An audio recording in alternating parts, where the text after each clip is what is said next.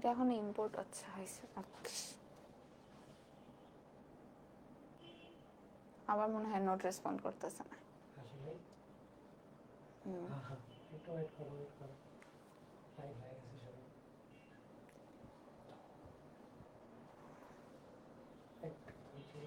এখন দিব? ও আসছে। লাইভ শুরু হয়ে গেছে।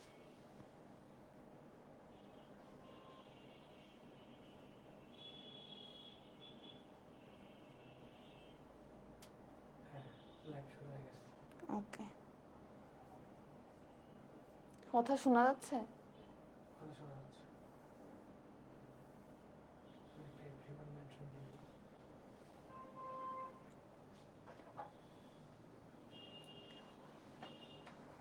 পাঁচজন ভিউয়ার। আসুক আস্তে আস্তে মানুষজন। আমি প্রতিদিন ক্লাসের আগে বলি আগের দিন রাতে যে এই টাইমে নিব, কিন্তু এই সময়টায় মানুষজন আসতে চায় না আসলে। এখন খাওয়া দাওয়া করে ঘুমের সময় ডিস্টার্ব করা। এখনো ক্লাস শুরু হয়নি তো এই জন্য মানুষজনের আসলে ক্লাস করার অত ইচ্ছা নাই এখন। এভরিওয়ান মেনশন কি আসে না? বুঝাই দিব ফিড ফরওয়ার্ড মেকানিজমটা বুঝাই দিব। বাহ, ভালো করতেছে। ওয়ালাইকুম আসসালাম সবাইকে। যে যার আশপাশে যত মানুষকে জানো মেনশন করো। আজকে লাইভ ক্লাসে থাকাটা ইম্পর্টেন্ট, কারণ আজকে অনেক একটু মলিকুলার মেকানিজম আছে আর কি। তো এটা যদি তুমি লাইভ ক্লাসে না দেখো পরে এটা বুঝতে কষ্ট হবে, আর যদি তখন পরে আবার কোনো প্রবলেম হয় তখন লাইভে এটা মানে অ্যান্সার করতে কোশ্চেন করতে পারবা না, তখন দেখা যাবে গ্রুপে পোস্ট দেওয়া লাগবে আবার। ওয়ালাইকুম আসসালাম স্পর্শ ভাইয়া। আচ্ছা ঠিক আছে, তুমি পরে করে নিও লাইভ ক্লাস, যেহেতু বাইরে আছো। ওয়ালাইকুম আসসালাম সবাইকে।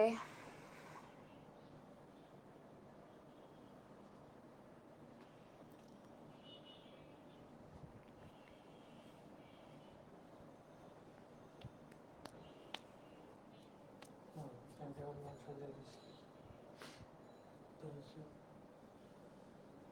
আর কিছু আসুক।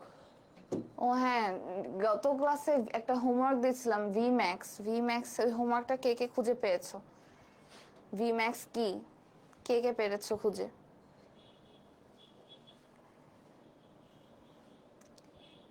থ্যাংক ইউ স্পর্শ ভাইয়া। তুমি এরকম রেগুলার মেডিকেলে যেও থেকো, তাহলে ইনশাল্লাহ অনেক ভালো রেজাল্ট করতে পারবা। ভি ম্যাক্স ছিল ওটা কিন্তু, হ্যাঁ এটা কি ম্যাক্স লিখছো না? হ্যাঁ ভি ম্যাক্স। সবাই জয়েন করে ফেলো। আর আজকে লাইভে থাকাটাই ইম্পর্টেন্ট সবার জন্য। আমি এই জন্য গত ক্লাসে বলেছিলাম যে আজকে লাইভে থাকার চেষ্টা করো। আসলে প্রতি ক্লাসেই লাইভে থাকা উচিত, বাট আজকের ক্লাসের জন্য স্পেশালি আমি বলেছিলাম যে লাইভে থাকার চেষ্টা করো তোমরা। সো তোমরা যাদেরকে চেনো যে তোমাদের সাথে আছে সবাইকে জানায় দাও।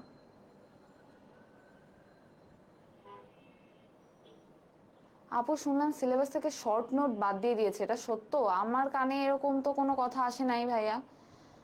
আমার কানে এরকম কোনো কথা আসে নাই যে শর্ট নোট বাদ দিয়ে দিয়েছে। এরকম কিছু হলে তো জানতে পারতাম। আর আমরা তো সবাই নিউ কারিকুলাম, মানে আমাদের ব্যাচ থেকেই তো আসলে নিউ কারিকুলাম শুরু হয়েছে। সো আমি আসলে জানি না শর্ট নোট বাদ দিয়েছে কিনা, কিন্তু এরকম আমি কোনো কিছু শুনি নাই। আর বাদ দেওয়ার কথা না অবশ্য short note. The highest rate of facilitated diffusion is called Vmax. হ্যাঁ, ভেরি গুড। মানে ভি ম্যাক্স আসলে কিছুই না, মানে ভি মানে তো বুঝছোই ভেলোসিটি, মানে ম্যাক্সিমাম ভেলোসিটি, মানে যে ম্যাক্সিমাম রেট পর্যন্ত ফ্যাসিলিটেটেড ডিফিউশন চলতে থাকে এটাই হচ্ছিল ভি ম্যাক্স বা ম্যাক্সিমাম ভেলোসিটি, মানে rate of facilitated diffusion, highest rate of facilitated diffusion. ঠিক আছে, গত ক্লাসে এটা আমি হোমওয়ার্ক দিয়েছিলাম, আজকের ক্লাসেও একটা হোমওয়ার্ক দিব তোমাদেরকে। একদম লাস্ট ক্লাস পর্যন্ত যদি তুমি করো তারপরে এই হোমওয়ার্কটা বের করা ইজি হবে। আমি হোমওয়ার্ক কিন্তু বইয়ের মধ্যে থেকে দিব, যারা বই পড়বা বই খুঁজে তারপরে হোমওয়ার্কটা বের করতে পারবা, এরকমই দেই।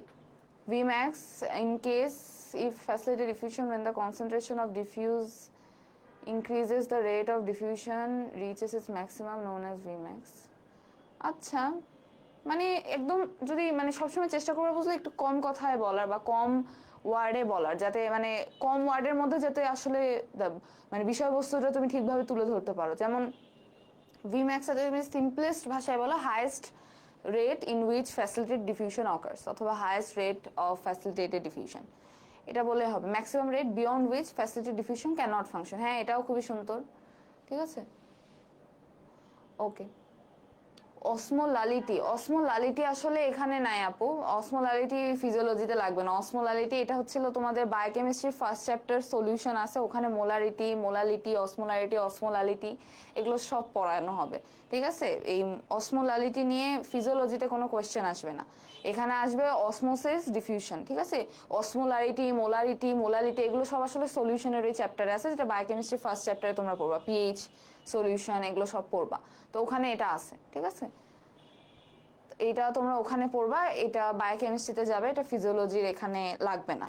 ফিজিওলজিতে ওখানে ট্রান্সপোর্ট আমি যা পড়িয়েছি মোটামুটি ওর মধ্যে তোমরা ট্রান্সপোর্টটা সবগুলো ট্রান্সপোর্ট তোমরা মোটামুটি বুঝলে কিন্তু তোমরা হচ্ছে করতে পারবা, প্রতিটা ট্রান্সপোর্টের মধ্যে ডিফারেন্সটা ভালো করে বলতে পারবা।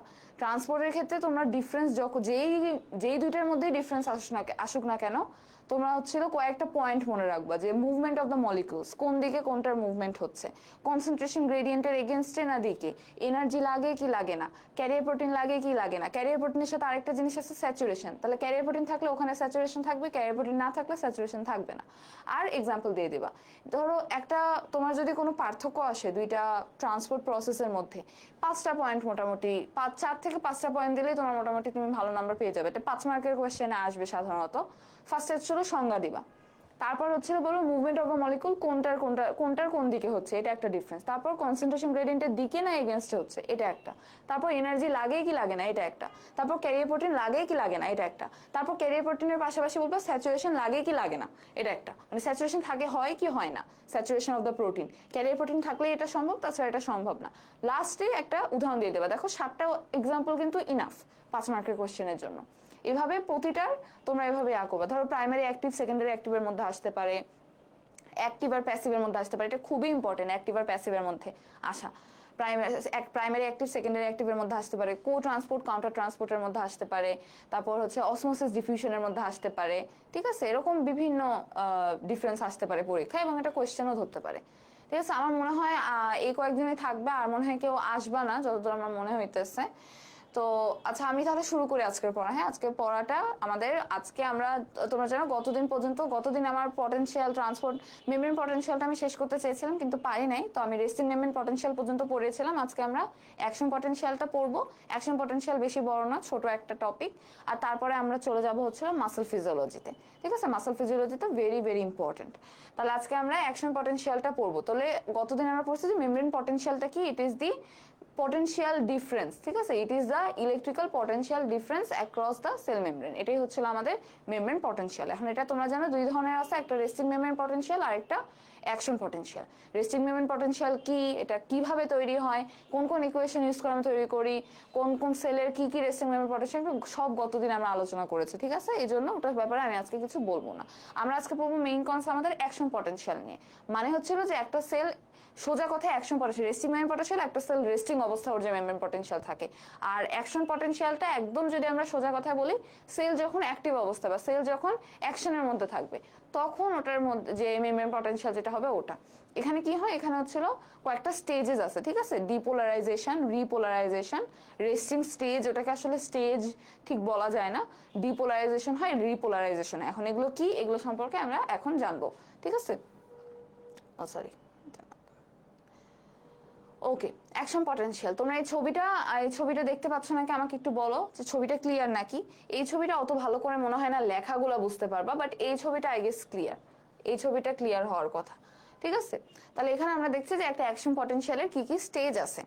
তাহলে একটা অ্যাকশন পটেনশিয়াল আসলে কখন জেনারেটেড হয়, একটা সেল, ধরো তুমি কোনো একটা কাজ করতে যাবা, ঠিক আছে। একটা সেলকে তুমি তখন হচ্ছিল স্টিমুলেশন দিবা, তখন ওই স্টিমুলেশনটা পেয়ে সেল যে অ্যাক্টিভ হবে আর কি, ওই সময় অ্যাকশন পটেনশিয়ালটা জেনারেটেড হয়, ঠিক আছে। ধরো যে তুমি এই যে এখানে ধরো তুমি টাচ করছো, তো এটা একটা স্টিমুলাস, এইটা যে তুমি বুঝতে পারতেছো এটা কিন্তু অ্যাকশন পটেনশিয়াল হচ্ছে, সেলের মধ্যে অ্যাকশন পটেনশিয়াল জেনারেটেড হচ্ছে। দেন এই অ্যাকশন পটেনশিয়াল একটা সেল থেকে আরেকটা সেলে এভাবে যে আলটিমেটলি কিন্তু বুঝতে পারবা, ঠিক আছে। মানে এই অ্যাকশন পটেনশিয়াল ছাড়া সেল রেস্টিং অবস্থা থেকে সেলের এই পটেনশিয়ালটা আসলে চেঞ্জ হবে, কাজ, যখন সেলের কোনো একটা কাজ করতে হবে, তখন এই পটেনশিয়ালটা রেস্টিং অবস্থা থেকে চেঞ্জ হবে। এটাই হচ্ছিল অ্যাকশন পটেনশিয়াল। এখন এই অ্যাকশন পটেনশিয়ালের সময় যেটা হয় যে এখানে কয়েকটা স্টেজ আছে। প্রথমে তো রেস্টিং স্টেজ, আমরা জানি যে সেল রেস্ট অবস্থা যখন থাকে তখন এর মেমব্রেন পটেনশিয়ালটাকে রেস্টিং মেমব্রেন পটেনশিয়াল বলতেছে, এবং এটা হচ্ছিল নেগেটিভ হয়। বিভিন্ন সেলের বিভিন্ন রকম রেস্টিং মেমব্রেন পটেনশিয়াল আছে। আমরা এখানে লার্জ নার্ভ ফাইবারের যদি ধরো তাহলে -90 মিলিভোল্ট, যদি এখানে লার্জ নার্ভ ফাইবারটা নাই, এখানে -70 দেওয়া আছে। ধরে নাও এটা হচ্ছিল আমাদের স্মুথ মাসেলের ক্ষেত্রে, কারণ স্মুথ মাসেল আমরা জানি যে -50 থেকে -70 মনে হয়, তাই না, রেস্টিং মেমব্রেন পটেনশিয়াল বা এরকম একটু। বা এসএ নোডের ক্ষেত্রেই ধরো, যদি এসএ নোডের এটা না, লার্জ নার্ভ ফাইবারে আমরা ধরে নিলাম এটা, ঠিক আছে। এই অ্যাকশন পটেনশিয়ালটা হচ্ছিল লার্জ নার্ভ ফাইবারের ক্ষেত্রে। তাহলে দেখো ফার্স্টে হচ্ছিল আমার এখানে কি, এটা হচ্ছিল আমার রেস্টিং মেমব্রেন পটেনশিয়াল, মানে সেল এখানে রেস্টিং অবস্থায় আছে, ঠিক আছে। নার্ভ ফাইবারটা এখানে রেস্টিং অবস্থায় আছে, নার্ভ ফাইবার মেমব্রেনের পটেনশিয়ালটা এই জন্য রেস্টিং মেমব্রেন পটেনশিয়ালে আছে। এখন ধরো আমরা একটু একটু স্টিমুলাস দিলাম, ঠিক আছে, একটু একটু স্টিমুলাস দিলাম, আস্তে আস্তে স্টিমুলাস দিলাম, আস্তে আস্তে স্টিমুলাস দিলাম, এভাবে আস্তে আস্তে স্টিমুলাস দিলাম। দেখো একটা পয়েন্টে গেল, একটা পয়েন্টে, যে এই পয়েন্টটা -55 যেটাকে বলছি, এই পয়েন্টে যাওয়ার পর দেখো অনেক উপরে গ্রাফটা উঠে গেছে, তাই না। দেখো অনেক উপরে হঠাৎ করে উঠে গেছে, তারপর আবার নিচে নামছে। তাহলে এই যে অনেক উপরে এই গ্রাফটা উঠে গেছে, এই পার্টটাকে দেখো বলছে রিপোলারাইজেশন। তাহলে এতটুকু পার্টটা হচ্ছিল আমাদের রিপোলারাইজেশন, আর ডিপোলারাইজেশন, এটা হচ্ছে ডিপোলারাইজেশন। এই পার্টটা, এই যে একটা যে স্লোপের মতো উপরে উঠে গেছে, এই পার্টটা ডিপোলারাইজেশন, রাইজিং পার্টটা। তারপরে পিকে গেল, এটা দেখো +30 মিলিভোল্ট পর্যন্ত চলে গেছে, তারপরে এটা আস্তে আস্তে আস্তে আস্তে নামলো, এটা হচ্ছিল রিপোলারাইজেশন। আলটিমেটলি ওটা রেস্টিং অবস্থায় চলে গেল, ঠিক আছে। হ্যাঁ হ্যাঁ, মুক্তাসিম মাহাদি লেট হয়ে গেছে, সমস্যা নাই, এগুলো সবই তোমাদের জানা, মানে তোমার জানা আর কি, কারণ এটা আমি ফ্রি ক্লাসে পড়িয়েছিলাম। যাই হোক, কিন্তু আজকে একটু না একটু হলেও কিছু নতুন কিছু এখান থেকে তোমরা শিখতে পারবে ইনশাল্লাহ। তো আমি যেটা বলতেছিলাম যে এইখানে দেখো এইটা হচ্ছিল এই যে এই মিলিভোল্ট পর্যন্ত যাওয়ার পরে হঠাৎ করে দেখো নার্ভ ফাইবারের মধ্যে পটেনশিয়ালের চেঞ্জেস কেমন হলো, হঠাৎ করে এটা অনেক বেড়ে গেল, ঠিক আছে। মাইনাস থেকে হঠাৎ করে বেড়ে যায়, একদম পজিটিভে হয়ে 0 পার হয়ে পজিটিভে চলে গেছে, তাই না। এটা যে সবসময় এরকম পজিটিভে যাবে তেমন না। নার্ভ ফাইবার, লার্জ নার্ভ ফাইবারের ক্ষেত্রে এটা একটু বেশি, কারণ এখানে সোডিয়াম চ্যানেলগুলো এক্সেসিভ অ্যাক্টিভ হয়ে যায়। আমরা আসতেছি যে ডিপোলারাইজেশনটা কেমনে হয়, ঠিক আছে। তাহলে এই যে দেখো এটা উপরে চলে গেল, এইটা +30 হলো, তারপর এখান থেকে রিপোলারাইজড হয়ে আলটিমেটলি সেল আবার আগের অবস্থায় ফেরত আসলো, বা আগের অবস্থা থেকে আরো বেশিও পটেনশিয়াল কমে যেতে পারে, ঠিক আছে। ওটা হচ্ছে হাইপারপোলারাইজেশন, আমরা ওই টার্মগুলো পরে আসছি। এখন ডিপোলারাইজেশনে আসলে কি হচ্ছে, এখানে তোমরা জানো যে সেল এর মধ্যে কিছু চ্যানেল আছে, যেটা আমরা আগেও পড়ছি। আমরা অনেক ধরনের চ্যানেল কিন্তু এই পর্যন্ত জেনে গেছি, তাই না, যে সোডিয়াম পটাশিয়াম এটিপিএস পাম্প, এটা কিন্তু আসলে একটা চ্যানেল, ঠিক আছে। তারপর এরকম সোডিয়াম চ্যানেল আছে, পটাশিয়াম চ্যানেল আছে, এগুলো সবই আসলে কি বলতো, এগুলো সবই কিন্তু প্রোটিন। তোমরা সেল মেমব্রেন যখন পড়ছো তখন দেখছো যে 2 ধরনের প্রোটিন আছে, ইন্টিগ্রাল, পেরিফেরাল। এরকম ইন্টিগ্রাল প্রোটিনগুলো কিন্তু এরকম চ্যানেল হিসেবে কাজ করে, ঠিক আছে। তাহলে সোডিয়াম চ্যানেল আছে, পটাশিয়াম চ্যানেল আছে, ক্যালসিয়াম চ্যানেল আছে, এরকম অনেক চ্যানেল আছে। এখন সেলের মধ্যে সোডিয়াম চ্যানেল যেগুলো আছে, সেগুলো কি হয় যে একটা পর্যাপ্ত পরিমাণ স্টিমুলাস যখন সেলটা পাচ্ছে, একটা পর্যাপ্ত মিনিমাম এই স্টিমুলাসটা পাওয়ার পরে এইটা হচ্ছিল একদম ডিপোলারাইজড হয়ে যাচ্ছে নার্ভ ফাইবারটা। তাহলে এই যে মিনিমাম যেই স্টিমুলাসটা পাওয়ার পরে এখানে ডিপোলারাইজেশন ওয়েভ তৈরি হয়ে যাচ্ছে, এটাকে বলা হয় থ্রেশহোল্ড, এটাকে বলা হয় থ্রেশহোল্ড ভোল্টেজ, ঠিক আছে। তাহলে থ্রেশহোল্ড ভোল্টেজটা কি, the minimum stimulus that makes a depolarization in a cell, ঠিক আছে, অথবা the minimum amount of stimulus which is needed to create a depolarization wave or which is needed to create an action potential. Action potential টাই বলবা যে the minimum amount of stimulus which is needed to create an action potential is known as the threshold. তাহলে এটা হচ্ছে threshold. এই threshold ভোল্টেজের কম পরিমাণ যদি তুমি করো, এই থ্রেশহোল্ড ভোল্টেজের কম পরিমাণ যদি ভোল্টেজ ক্রিয়েট হয়, তাহলে কিন্তু এই অ্যাকশন পটেনশিয়াল জেনারেট হবে না। বাট একবার যদি এই থ্রেশহোল্ড পরিমাণ ভোল্টেজটা ক্রিয়েট হয়ে যায়, তাহলে কিন্তু অ্যাকশন পটেনশিয়াল যে একবার জেনারেট হয়ে যাবে, একদম ওটা চলতেই থাকবে। এটাকে বলে all or none principle. All or none প্রিন্সিপালটা কি, মানে হলে হলো, না হলে না, এরকম। মানে তুমি থ্রেশহোল্ড পর্যন্ত একবার পৌঁছানোর পরে there is no coming back, action potential generated হবেই, মাস্ট। বাট তুমি থ্রেশহোল্ড পর্যন্ত যদি না যাও, যতক্ষণ পর্যন্ত থ্রেশহোল্ডে যাবে না ততক্ষণ পর্যন্ত অ্যাকশন পটেনশিয়াল জেনারেটেড হবে না। এটা হচ্ছে অল আর নান প্রিন্সিপাল বলা হয় এটাকে অ্যাকশন পটেনশিয়াল জেনারেশনের, যে অল আর নান, মানে একদম হলে হবে তো পুরাটাই হবে, আর না হলে কিছু না। এখানে কোনো কম বেশি না যে হ্যাঁ একটু কমলো, আমি একটু স্টিমুলাস দিলাম, একটু অ্যাকশন পটেনশিয়াল তৈরি হয়ে আবার নেমে গেল, আরেকটু দিলাম আরেকটু তৈরি হয়ে গেল, এরকম না। এখানে যতক্ষণ পর্যন্ত তুমি থ্রেশহোল্ড ভোল্টেজ পরিমাণ ভোল্টেজ বা স্টিমুলাস দিবা না ততক্ষণ পর্যন্ত একটা অ্যাকশন পটেনশিয়াল জেনারেশন হবে না। এই যে দেখো এখানে দেওয়া আছে ফেইল্ড ইনিশিয়েশন, এখানে দেওয়া আছে, দেখতে পাচ্ছ কি তোমরা জানি না আমি, এটা যেহেতু কালো দিয়ে করা আছে, বাট এখানে হচ্ছে দেখো কিছু ফেইল্ড ইনিশিয়েশন দেখানো হয়েছে, ঠিক আছে। এই যে এখানে কিছু ফেইল্ড ইনিশিয়েশন দেখানো হয়েছে, এটা হচ্ছে আমাদের থ্রেশহোল্ড, এটা আমাদের থ্রেশহোল্ড। এই থ্রেশহোল্ডের আগে কিছু এই যে স্টিমুলাস দেওয়ার পরে কিছু ফেইল্ড ইনিশিয়েশন দেখানো হয়েছে, এগুলো থ্রেশহোল্ড পর্যন্ত পৌঁছায়নি দেখে এগুলো ওখানেই কিন্তু শেষ হয়ে গিয়েছে বা নিঃশেষ হয়ে গিয়েছে, তাই এগুলোকে ফেইল্ড ইনিশিয়েশন বলছে। যেই থ্রেশহোল্ড পর্যন্ত গেল অমনি এখানে একটা ডিপোলারাইজেশন ওয়েভ তৈরি হয়ে গেল, মানে অ্যাকশন পটেনশিয়াল ওয়েভ তৈরি হয়ে গেল। তাহলে প্রথমে হচ্ছে ডিপোলারাইজেশন, তাহলে কি হবে, যখনই এই থ্রেশহোল্ড পরিমাণ স্টিমুলাসটা পেয়ে যাবে সেল, তখন হচ্ছে এখানে সেলের মধ্যে কিছু সোডিয়াম চ্যানেল আছে। এই সোডিয়াম চ্যানেল এগুলোকে বলা হয় ভোল্টেজ গেটেড চ্যানেল, ঠিক আছে। ভোল্টেজ গেটেড কেন বলা হয়, দুই ধরনের চ্যানেল আছে, একটা হচ্ছে ভোল্টেজ গেটেড আর একটা হচ্ছে লিগ্যান্ড গেটেড। তো এখানে যেহেতু আমরা ভোল্টেজ গেটেডটা আগে দেখি, তাহলে ভোল্টেজ গেটেড চ্যানেল বলতে কি বোঝায়, ভোল্টেজ গেটেড হচ্ছিল এই যে একটা নির্দিষ্ট পরিমাণ ভোল্টেজের জন্য এই চ্যানেলটা ওপেন হচ্ছে, একটা নির্দিষ্ট পরিমাণ ভোল্টেজ দেওয়ার পরে বা ভোল্টেজে পৌঁছানোর পরে এই চ্যানেলটা ওপেন হচ্ছে, তার আগে কিন্তু এই চ্যানেল ওপেন হচ্ছে না। সো এইটাকে বলা হয় ভোল্টেজ গেটেড সোডিয়াম চ্যানেল। এখন ওইখানে তখন সেলের মধ্যে এরকম voltage gated sodium channel open হয়ে যায় অনেক, তখন কি হবে তোমরা জানো ইসিএফ এ সোডিয়াম বেশি, আইসিএফ এ সোডিয়াম কম। কেন ইসিএফ এ সোডিয়াম বেশি তোমরা আগেই জেনেছো, সোডিয়াম পটাশিয়াম এটিপিএস পাম্পের জন্য কি হয়, এখানে সোডিয়াম আর পটাশিয়ামের যে একটা গ্রেডিয়েন্ট তৈরি করেছিল, আমরা সব কিন্তু এগুলো আগে পড়ে এসেছি তাই না। ওই সোডিয়াম পটাশিয়াম এটিপিএস পাম্পের বদৌলতেই কিন্তু এই যে একটা কনসেন্ট্রেশন গ্রেডিয়েন্ট তৈরি হয়ে গেছে সোডিয়াম আর পটাশিয়ামে, তাই জন্য ইসিএফ এ সোডিয়াম বাইরে, মানে ইসিএফ এ সোডিয়াম বেশি আর আইসিএফ এ পটাশিয়াম বেশি। তাহলে কি হবে, এই সোডিয়াম চ্যানেলগুলো তখন এই ভোল্টেজ গেটেড সোডিয়াম চ্যানেলগুলো ওপেন হয়ে যাবে। ওপেন হয়ে যাওয়ার পরে কি হবে, তখন একদম সোডিয়াম ইনফ্লাক্স হওয়া শুরু হবে, সেলের ভিতরে সোডিয়াম বেশি বেশি পরিমাণে ঢোকা শুরু করবে ওই চ্যানেলগুলো দিয়ে। এখন ধরো সেলের মধ্যে যে নেগেটিভ চার্জ একটা ছিল, এই যে -54.5 মিলিভোল্ট যে ছিল থ্রেশহোল্ড, এই নেগেটিভ চার্জ পর্যন্ত তো সেলকে আমি স্টিমুলাস দিছি, এখন সেলের মধ্যে এই নেগেটিভ চার্জটা ছিল, এখন তুমি সেলের ভিতরে অনেক বেশি পজিটিভ আয়ন আসতেছে, অনেক বেশি পজিটিভ চার্জ ঢুকতেছে, তাহলে সেলের নেগেটিভিটিটা কি হবে, সেলের নেগেটিভিটিটা কমে যাবে, পজিটিভিটি বাড়তে থাকবে সেলের, রাইট। তাহলে সেলের ভিতরে নেগেটিভিটিটা কমতে থাকবে, পজিটিভিটি বাড়তে থাকবে। সো সেল যে পোলারাইজড অবস্থায় ছিল বা নেগেটিভ অবস্থায় ছিল সেটা আস্তে আস্তে কমতে থাকবে। তোমরা জানো ডি মানে অভাব, ঠিক আছে। তোমরা হচ্ছে ডিএনএ তে পড়ছো না যে ডিঅক্সিরাইবোজ নিউক্লিক অ্যাসিড, এখানে ডিঅক্সি কেন বলা হয় বলো তো, কারণ ওখানে যে অক্সিজেন থাকে না তাই না, 2 নাম্বার কার্বনে সম্ভবত অক্সিজেন থাকে না। সো এইখানে সেম ডিপোলারাইজেশন মানে কি, পোলারিটিটা কমতে আসে এখন, মানে আমার সেল যে নেগেটিভ অবস্থায় ছিল সেই নেগেটিভিটিটা সেলের কমতে আসে, পজিটিভ হচ্ছে এখন সেল আস্তে আস্তে পজিটিভের দিকে আগাচ্ছে, তার মানে সেলের ডিপোলারাইজেশন হচ্ছে, সেলের পোলারিটিটা কমতে আসে, এই জন্য সেলের ডিপোলারাইজেশন হচ্ছে, এটা হচ্ছে ডিপোলারাইজেশন। এই যে এখন সেলের ভোল্টেজ দেখো, সেলের ভোল্টেজ কিন্তু বাড়তেই আছে, ঠিক আছে, জিরোটাও বার হয়ে গেল। অনেক সেল আছে যাদের ক্ষেত্রে এই 0 পর্যন্ত যেয়ে তারপরে আবার ব্যাক করে, বাট নার্ভ ফাইবারের ক্ষেত্রে এরকম হয় যে সোডিয়াম চ্যানেল এত বেশি থাকে এবং এত বেশি ইনফ্লাক্স হয় সোডিয়াম চ্যানেলের যে এটা +30 পর্যন্তও চলে যেতে পারে, +30 মিলিভোল্ট পর্যন্তও চলে যেতে পারে। তাহলে দেখো এটাই হয়েছে, +30 মিলিভোল্ট পর্যন্ত আমার উঠে গেছে, ঠিক আছে, এই যে +30 মিলিভোল্ট পর্যন্ত আমাদের উঠে গিয়েছে, এইটা হচ্ছিল আমাদের ডিপোলারাইজেশন পর্যন্ত। তাহলে এতটুকু পর্যন্ত আমাদের ডিপোলারাইজেশন কি হলো, সোডিয়াম চ্যানেল অনেক বেশি খুলে গেল, দেন সোডিয়াম ইনফ্লাক্সের কারণে সেলের পোলারিটিটা কমতে থাকলো, মানে সেলের নেগেটিভ চার্জটা আস্তে আস্তে কমতেছে এবং সেলের মধ্যে পজিটিভিটিটা বাড়তেছে, এটাই ডিপোলারাইজেশন। দেন কি হবে, আচ্ছা ডিপোলারাইজেশন পর্যন্ত সবার ক্লিয়ার, ডিপোলারাইজেশন পর্যন্ত সবার ক্লিয়ার কিনা আমাকে একটু জানাও।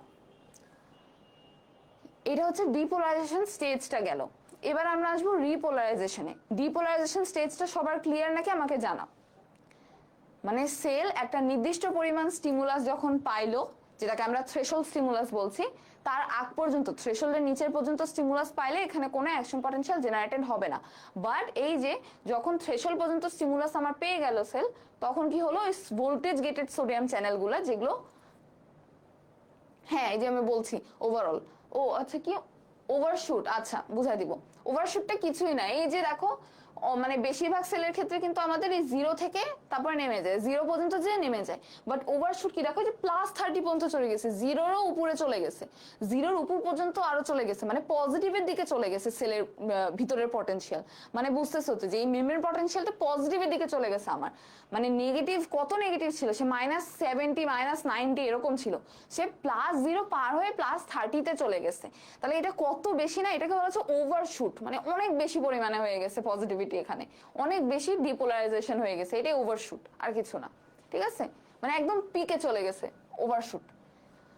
আচ্ছা ঠিক আছে, মানে ওই যে শুট ওভারশুট আর কি, এতটুকু পর্যন্ত গেলে শুট তারপর ওভারশুট, মানে 0-র উপরে চলে গেছে, আমি এটা বানালাম।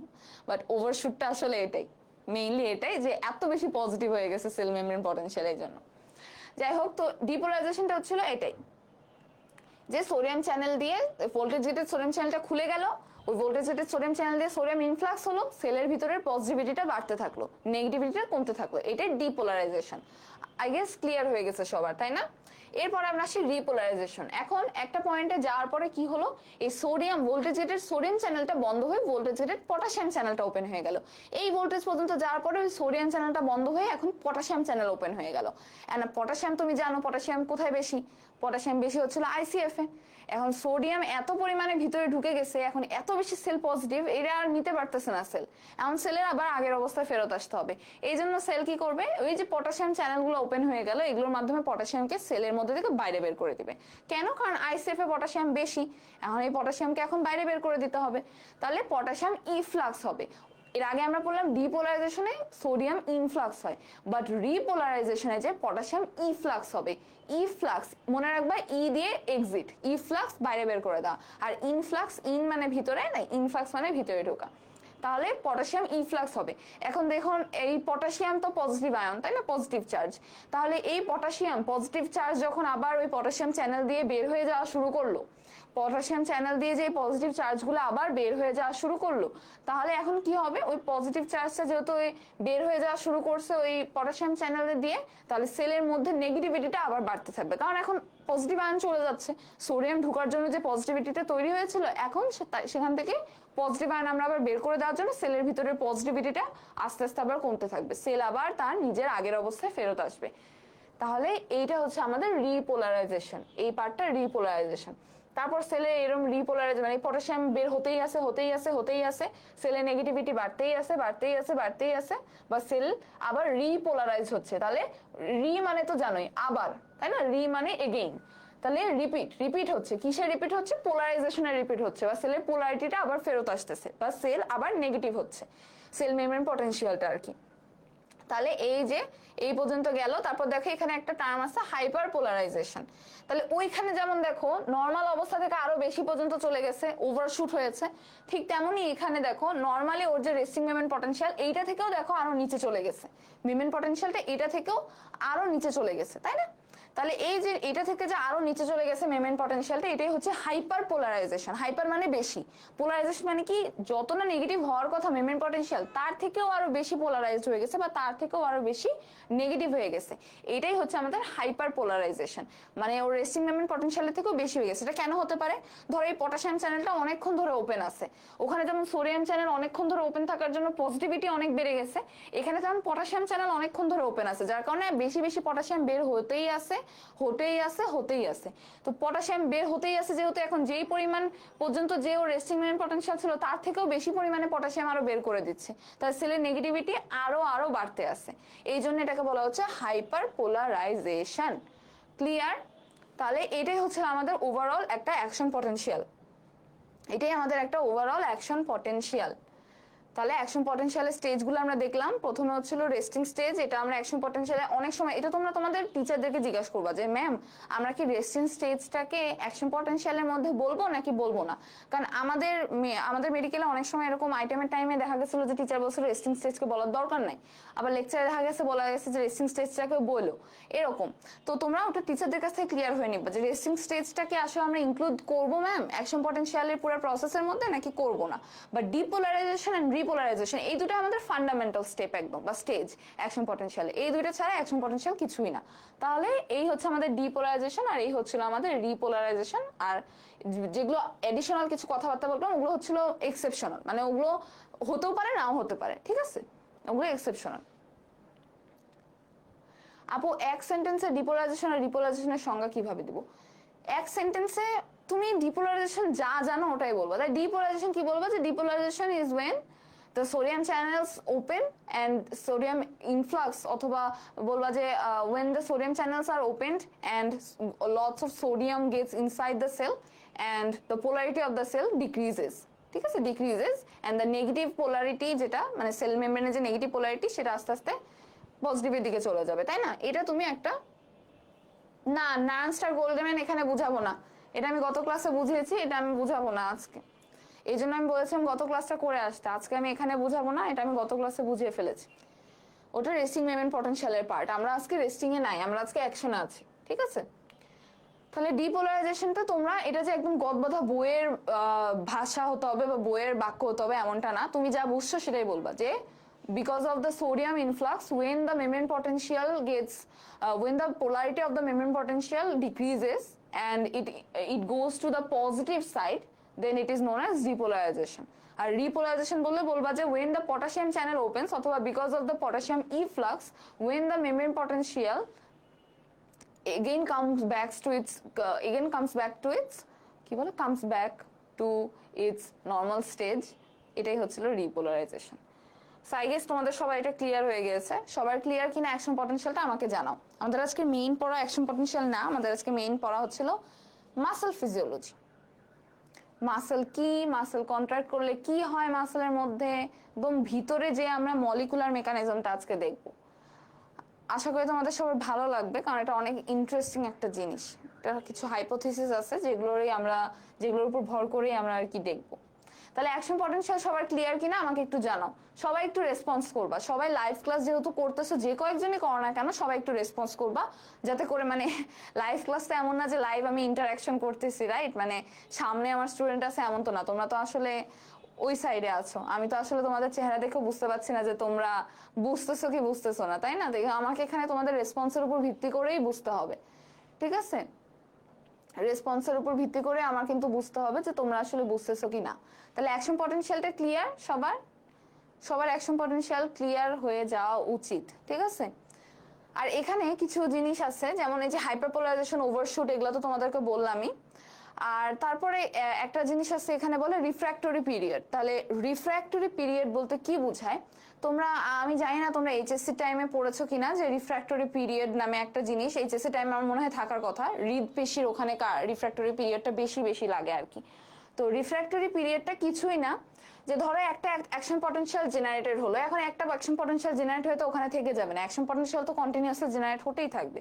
তো ধরো এইখানে এই যে একটা অ্যাকশন পটেনশিয়াল জেনারেট হলো, এরপরে আবার আরেকটা অ্যাকশন পটেনশিয়াল জেনারেট হবে, ঠিক আছে? আচ্ছা, এটা ভালো হলো না। ওকে, ধরো এখান থেকে আমি হাইপারপোলারাইজেশনটা বাদ দিলাম, ধরো এখান থেকে আমার একটা অ্যাকশন পটেনশিয়াল এরকম জেনারেটেড হলো, ওকে? তাহলে এই যে অ্যাকশন পটেনশিয়ালটা জেনারেটেড হলো এখান থেকে, এই যে দেখো একটা অ্যাকশন পটেনশিয়াল জেনারেটেড হওয়ার পরে আবার আরেকটা অ্যাকশন পটেনশিয়াল জেনারেটেড হলো, এর মাঝখানে যে পয়েন্টটা বা এই মাঝখানে যে টাইমটা, এই টাইমটাকে বলা হয় রিফ্র্যাক্টরি পিরিয়ড, ঠিক আছে? তাহলে দুইটা অ্যাকশন পটেনশিয়ালের মাঝখানে যে টাইম সেটাকে বলা হয় রিফ্র্যাক্টরি পিরিয়ড। একটা অ্যাকশন পটেনশিয়াল জেনারেট হওয়ার পর আরেকটা অ্যাকশন পটেনশিয়াল জেনারেট হওয়ার মধ্যবর্তী যে সময়টা সেটাই হচ্ছে আমাদের রিফ্র্যাক্টরি পিরিয়ড। এবং কার্ডিয়াক মাসলের ক্ষেত্রে রিফ্র্যাক্টরি পিরিয়ডটা একটু বেশি হয়, ঠিক আছে? এই জন্য কার্ডিয়াক মাসল কিন্তু আমাদের এই যে আমরা যে আমাদের যাবজ্জীবনে হার্ট কিন্তু পাম্প করতেই আছে, তাই না? এই হার্টের কিন্তু পাম্প করার শেষ নেই। হার্ট একবার পাম্প করা বন্ধ করে দেওয়া মানে কি তুমি ডেড। তো এই হার্ট মাসল যে কন্টিনিউয়াসলি পাম্প করতেই আছে, হার্ট মাসলের কোনো ফ্যাটিগ হয় না। একটা মাসল কত আর পাম্প করবে, মাসল ফ্যাটিগ হয়ে যাবে না পাম্প করতে করতে, এত ওভারলোড তো নিতে পারবে না। But heart muscle never gets fatigue, heart muscle বা কার্ডিয়াক মাসল কখনো ফ্যাটিগ হয় না। এটার একটা খুব ইম্পর্টেন্ট রিজন হচ্ছিল এদের রিফ্র্যাক্টরি পিরিয়ডটা বেশি হয়, ঠিক আছে? তোমরা সামনে তোমরা ছিল এই ফার্স্ট টাইমেরই সেকেন্ড কার্ড পড়বা কার্ডিওভাস্কুলার ফিজিওলজি। এটা আমার one of the most favourite card ছিল কার্ডিওভাস্কুলার ফিজিওলজিটা। সো এই কার্ডিওভাস্কুলার ফিজিওলজিতে যে তোমরা পড়বা যে why heart muscle never gets fatigue, ওখানে একটা ইম্পর্টেন্ট পয়েন্টই হচ্ছিল যে রিফ্র্যাক্টরি পিরিয়ডটা হার্ট মাসলের বেশি। সো এই রিফ্র্যাক্টরি পিরিয়ড একটা অ্যাকশন পটেনশিয়াল জেনারেট হওয়ার পরে আরেকটা অ্যাকশন পটেনশিয়াল জেনারেট হওয়ার মাঝখানে যে সময়টা বা ডিফারেন্সটা টাইমের, এটাই হচ্ছে রিফ্র্যাক্টরি পিরিয়ড, ওকে? এর মধ্যে একটা আছে অ্যাবসোলিউট রিফ্র্যাক্টরি পিরিয়ড, আর একটা হচ্ছে রিলেটিভ রিফ্র্যাক্টরি পিরিয়ড। মানে এই রিফ্র্যাক্টরি পিরিয়ডের মধ্যে যেটা হবে যে তুমি রিফ্র্যাক্টরি পিরিয়ডের টাইমে তুমি যদি যতই উদ্দীপনা দাও ওই সেলকে, ওই সেল কখনোই ওখানে অ্যাকশন পটেনশিয়াল জেনারেট হবে না বা মেমব্রেন পটেনশিয়ালের চেঞ্জেস হবে না। তুমি যতই উদ্দীপনা দাও বা যতই স্টিমুলাস দাও ওই সেলে, যতই থ্রেশহোল্ড পার করে দাও, কিছুই হবে না ওখানে এই টাইমটার মধ্যে। এটাই হচ্ছে রিফ্র্যাক্টরি পিরিয়ড। ওকে, আর এই রিফ্র্যাক্টরি পিরিয়ডটা আর কি বলে, এইটা হচ্ছে রিফ্র্যাক্টরি পিরিয়ডের মধ্যে অ্যাবসোলুট আছে আর রিলেটিভ রিফ্র্যাক্টরি পিরিয়ড আছে। ঠিক আছে, অ্যাবসোলুট মানে যে এই টাইমে মানে no matter what you do আরেকটা অ্যাকশন পটেনশিয়াল জেনারেটেড হবে না কোনোভাবেই না। বাট রিলেটিভ রিফ্র্যাক্টরি পিরিয়ড যেটা, সেটা হচ্ছিল যে এইখানে তুমি একটু একটা উইক স্টিমুলাস, মানে খুব বেশি যদি স্টিমুলাস দাও তুমি, তাহলে একটা উইক অ্যাকশন পটেনশিয়াল জেনারেট হতে পারে। ওটা হচ্ছে রিলেটিভ রিফ্র্যাক্টরি পিরিয়ড। মানে ওটা হচ্ছিল আরেকটা অ্যাকশন পটেনশিয়াল মোটামুটি এই সময়ে ধরো একটা এরকম রিলেটিভ রিফ্র্যাক্টরি পিরিয়ড, যেখানে মানে তুমি যদি অনেক বেশি পরিমাণ স্টিমুলাস দাও তাহলে একটা অ্যাকশন পটেনশিয়াল তৈরি হইতেও পারে। এটা হচ্ছে রিলেটিভ রিফ্র্যাক্টরি পিরিয়ড। ওকে, তাহলে অ্যাবসোলিউট রিফ্র্যাক্টরি পিরিয়ড আর রিলেটিভ রিফ্র্যাক্টরি পিরিয়ড আমার মনে হয় তোমরা সবাই বুঝেছো কিনা সবাই আমাকে একটু জানাও। সবার কাছে এটা ক্লিয়ার কিনা আমাকে জানাও। যদি তোমাদের এটা ক্লিয়ার থাকে তাহলে আমি সামনে আগাই। ঠিক আছে, আর আমি লাস্টে বই থেকে দেখাই দিব যে বইয়ে অ্যাকশন পটেনশিয়ালের ওই জায়গাটা তোমরা ওখান থেকে পড়ে নিবা। এখানে স্টেজেস গুলো আমি যা যা বলেছি ওখানেও তাই তাই আছে, ওখান থেকে তোমরা একবার রিডিং দিবা, তাহলে তোমাদের পড়তে আরো ইজিয়ার হবে। ওকে, সবার কাছে কি ক্লিয়ার? ওকে, ক্লিয়ার। আচ্ছা, এবার আমরা আসবো ছিল মাসেলে। সবার কাছে ক্লিয়ার কিনা আবার আমাকে একটু জানাও। সবাই পার্টিসিপেট করবা ক্লাসে। যেই ক্লাস করতেছো সবাই পার্টিসিপেট করবা। আমি যখন যেই কোশ্চেন করবো সবাই কোশ্চেনের অ্যান্সার দিবা, পারলে দিবা, না পারলে বলবা যে আপু জানি না, আপনি জানাই দেন, আমি জানাই দিব। এখানে কোনো মানে লজ্জার কোনো কারণ নাই, বা এখানে নিজে ইনফিরিয়রিটি কমপ্লেক্সে ভোগারও কোনো কারণ নাই যে আল্লাহ আমি তো পারি না, ও পারতেছে আমি কেন পারি না, এরকম কিছু না। তুমি মেডিকেলে পড়বা, তোমার মেন্টালিটি সবসময় থাকবে যে আমি আরো বেশি বেশি জানবো, আরো বেশি বেশি শিখবো। ঠিক আছে, এটা কখনোই তোমার মেন্টালিটি এরকম হবে না যে আল্লাহ ও আমার থেকে বেশি জানে, এখন ওর সামনে আমি যদি কোয়েশ্চেন করি তাহলে আমাকে তো সবাই বোকা মনে করবে, আমাকে মনে করবে আমি পারি না। এরকম মেন্টালিটি কখনো রাখবা না। ঠিক আছে, একটা লেকচার গ্যালারি ভরা, তুমি লেকচার করতেছো তোমার মেডিকেল কলেজে, ওইখানে তুমি টিচারকে জিজ্ঞেস করতে যেও এই সময় এরকম টাইমে স্টুডেন্টরা অনেক মানে হেজিটেট করে যে আল্লাহ এতজনের মধ্যে জিজ্ঞেস করব, কি মনে করবে, মানুষজন মনে করবে আমি মনে বুঝি না, এরকম কিছু মনে করবা না। সব সময় মনে রাখবা যে তোমার জানাটা দরকার বেশি। ঠিক আছে, অন্য মানুষ কি মনে করতেছে না মনে করতেছে এটা কিছু যায় আসে না, তোমার জানা দরকার, তোমার নিজের প্রয়োজনে তোমাকে এটা করতে হবে। এটা সম্ভবত এটা কত চ্যাপ্টার, এটা মেবি চ্যাপ্টার 6 হওয়ার কথা, 5 বা 6। আচ্ছা, মাসেলটা হচ্ছে চ্যাপ্টার 6। ঠিক আছে, আর এটা হচ্ছে চ্যাপ্টার 5। হ্যাঁ, মাসেল কন্ট্রাকশন অফ স্কেলেটাল মাসেলটা হচ্ছে চ্যাপ্টার 6, আর চ্যাপ্টার 5 হচ্ছে membrane potential and action potential. ঠিক আছে, ওখানে voltage gated channel, ligand gated channel এগুলো সম্পর্কে ধারণা দেওয়া আছে। লিগ্যান্ড গেটেড চ্যানেলটা আমি সামনে আসবো, মাসেল কন্ট্রাকশন পড়াতে যে লিগ্যান্ড গেটেড চ্যানেলের ব্যাপার আসবে তখন আমি বলবো। আর ভোল্টেজ গেটেডটা তো আমি বললামই, ওখান থেকে তোমরা voltage gated sodium potassium channel এগুলোর অ্যাক্টিভেশন ইনঅ্যাক্টিভেশন এগুলো তোমরা রিডিং দিবা। ঠিক আছে, এগুলো রিডিং দিয়ে তোমাদের কোনো জায়গায় যদি বুঝতে সমস্যা আমাকে জানাবা, আমি আশা করছি কোনো জায়গায় বুঝতে এখানে কোনো সমস্যা হবে না। এখন আমরা যেটা পড়বো সেটা হচ্ছিল চ্যাপ্টার 6, যেটা হচ্ছিল আমাদের কন্ট্রাকশন অফ স্কেলেটাল মাসেল। ঠিক আছে, এটা আমরা এখন পড়বো। তাহলে সবাই এখন খুব মনোযোগ দিয়ে আমার কথাগুলো শুনবা। ঠিক আছে, আমি যে কথাগুলো এখন বলবো এটা খুব মনোযোগ দিয়ে শুনবা, কারণ এখন যেই কয়েকটা জিনিস আমি পড়াবো প্রতিটা জিনিস কিন্তু সামনের সাথে কানেক্টেড। ঠিক আছে, একটা স্লাইড থেকে আরেকটা স্লাইডে যাব, তখন কিন্তু তুমি আগের স্লাইডটা না বুঝলে পরের স্লাইডটা বুঝবা না। সো সবাই এখন একদম মনোযোগ দিয়ে আমার কথাগুলো শুনবা। ঠিক আছে, কঠিন কিচ্ছুই না, সবই সহজ, বুঝতে পারলে সবই সহজ। আচ্ছা, এখন আমরা প্রথমে হচ্ছে মাসেল কন্ট্রাকশন পড়বো। তার আগে আমরা পড়বো হচ্ছিল যে মাসেলটা আসলে কি দিয়ে তৈরি। এখানে মাসেলটা কন্ট্রাকশন হওয়ার জন্য মাসেলের অনেক এলিমেন্ট একসাথে কাজ করে এবং অনেক সিকোয়েন্সিয়ালি কাজ করে। তো এখন এই মাসেলের মধ্যে কি কি আছে বা মাসেলটা কি কি দিয়ে তৈরি এটা আমরা দেখবো। ঠিক আছে, তাহলে প্রথমে দেখো এই ছবিটা, দেখো তোমরা সবাই একটু খেয়াল করো, ছবিটা সবাই ক্লিয়ার কিনা আমাকে একটু জানাও, ছবিটা দেখা যাচ্ছে কিনা আমাকে সবাই একটু জানাও। ঠিক আছে, ছবিটা দেখা যাচ্ছে কিনা আমাকে সবাই একটু জানাও, ইমেজ ক্লিয়ার কিনা, তোমরা সবাই দেখতে পাচ্ছ কিনা ছবিটা দেখা খুবই ইম্পর্টেন্ট। আমি হচ্ছে হোয়াইট কোট ক্রিউতে এই ক্লাসটা আমি যখন প্রথম নিয়েছিলাম সেদিন আমি এই ছবিগুলো সব হোয়াইট কোট ক্রিউ গ্রুপে দিয়ে দিয়েছিলাম। তোমরা সবাই তো হোয়াইট কোট ক্রিউ গ্রুপে নিশ্চিত অ্যাড আসো, যদি থাকো তাহলে অবশ্যই ওখান থেকে ছবিগুলো দেখে নিও, অথবা আমি এইখানে আবার ওই ছবিগুলো দিয়ে দিবনি। ঠিক আছে, এখানে আমি আবার ছবিগুলো দিয়ে দেওয়ার চেষ্টা করবো আজকে। এই ছবিগুলো দেখে পড়লে আমার মনে হয় অনেক ইজি হয়ে যাবে, কারণ যত ছবি দেখবো তত বেশি এটা মেমোরাইজ করা ইজি হবে। ওকে, আচ্ছা ফার্স্টে দেখো যে এখানে একটা বাইসেপস দেখানো হয়েছে। বাইসেপস কি? বাইসেপস হচ্ছে তোমার আর্ম, যেটা আর্মের ফ্রন্ট কম্পার্টমেন্টের একটা মাসেল হচ্ছে বাইসেপস। একদম এরকম করো, এরকম যদি করো সবাই, তাহলে দেখো এখানে একটা মাসেল ফুলে উঠে, ঠিক আছে, এটাই হচ্ছে বাইসেপস। অনেকে বলে না আমার কোনো বাইসেপস নাই, বাইসেপস সবারই আছে, অনেকের বালজিং নাই, ঠিক আছে। মানুষজন যে এত মাসকুলার হয় কেন হয়? ওদের মাসেল গুলার কি হয়? বেড়ে যায়, ওদের মাসেল গুলার হাইপারট্রফি হয়, ঠিক আছে, মাসেলের সাইজ বেড়ে যায়। তো এই যে মাসেলের সাইজটা যে বেড়ে যায়, ওটা হচ্ছে বাইসেপস মাসেলটা আছে, বাট ওটার সাইজটাই বেড়ে যায়। নট যে তোমার বাইসেপস নাই, তোমার বাইসেপস মাসেল আছে ঠিকই, বাট ওটার সাইজটা ছোট, এই জন্য। তো যাই হোক, এটা হচ্ছে আমাদের বাইসেপস মাসেলটা থেকে দেখা যায় আমি মাসেলটা বের করে আনলাম, ঠিক আছে, এই মাসেলের পোর্শনটা আমি বের করে আনলাম। এখন এই মাসেলটা দেখো, এই যে পুরা মাসেল, এই পুরা মাসেলের উপরে একটা কানেকটিভ টিস্যু শীট বা একটা আবরণ আছে বা একটা পর্দা আছে, ঠিক আছে। কি লেখাটা একটু আনক্লিয়ার, কিছু কি দেখলাম এরকম লেখাটা একটু আনক্লিয়ার বা কিছু? আচ্ছা সবাই দেখতে পাচ্ছ কিনা? সবাই কি দেখতে পাচ্ছ? আমি তাহলে আচ্ছা ঠিক আছে, ওকে। তাহলে দেখো এখানে এই মাসেলটা, এই মাসেলটার উপরে একটা, মানে একদম জাস্ট গোটা মাসেলটাকে তুমি যদি বের করে আনো, তাহলে দেখো এখান থেকে বের করে আনার পরে এখানে মাসেলের উপরে একটা কানেকটিভ টিস্যু শীট আছে, এটাকে বলা হচ্ছিল এপিমাইসিয়াম। এখানে তিনটা জিনিস তোমরা পড়বে, এপিমাইসিয়াম, পেরিমাইসিয়াম, এন্ডোমাইসিয়াম, এই তিনটা জিনিস তোমরা এখানে পড়বা। ফার্স্ট আমরা দেখলাম এপিমাইসিয়াম। এপি মানে কি? বাহিরে, ঠিক আছে। আর এপিমাইসিয়াম, তাহলে এটা কি? এটা হচ্ছিল যে একদম মাসেলের উপরের বাইরের একটা কানেকটিভ টিস্যু শীট বা একটা আবরণ বা একটা পর্দা, এটাকেই বলা হচ্ছিল এপিমাইসিয়াম। এপিমাইসিয়াম, ঠিক আছে। আচ্ছা এবার দেখো এই যে মাসেল, যেটা মাসেলের এখান থেকে দেখো আরো ভিতরে যখন গেল, তখন দেখো যে এখান থেকে একটা বান্ডল বের করে আনছে। এই বান্ডলটাকে বলা হচ্ছিল ফ্যাসিকল। এই বান্ডলটাকে বলা হয় হচ্ছিল ফ্যাসিকল বা মাসেল ফ্যাসিকল, ঠিক আছে। এই যে মাসেল ফ্যাসিকল দেখো এরকম, এটা তো একটা মাসেল ফ্যাসিকল এখানে বের করে আনছে, এরকম অনেকগুলো, এই যে প্রতিটা, যে একটা দুইটা তিনটা চারটা পাঁচটা ছয়টা সাতটা আটটা নয়টা 10টা 11টা 12টা 13টা 14টা 15টা 16টা, এরকম অনেক, এগুলো সবগুলো এক একটা মাসেল ফ্যাসিকল, সবগুলো এক একটা মাসেল ফ্যাসিকল, ঠিক আছে। এরকম অনেকগুলো মাসেল ফ্যাসিকল নিয়ে একটা পুরা একটা মাসেল তৈরি হয়েছে। ওকে, তাহলে এই যে একটা মাসেল ফ্যাসিকল দেখতেছো, এই যে ফ্যাসিকলের চারপাশে যে কানেকটিভ টিস্যু শীট, এটাকে বলা হয় পেরিমাইসিয়াম।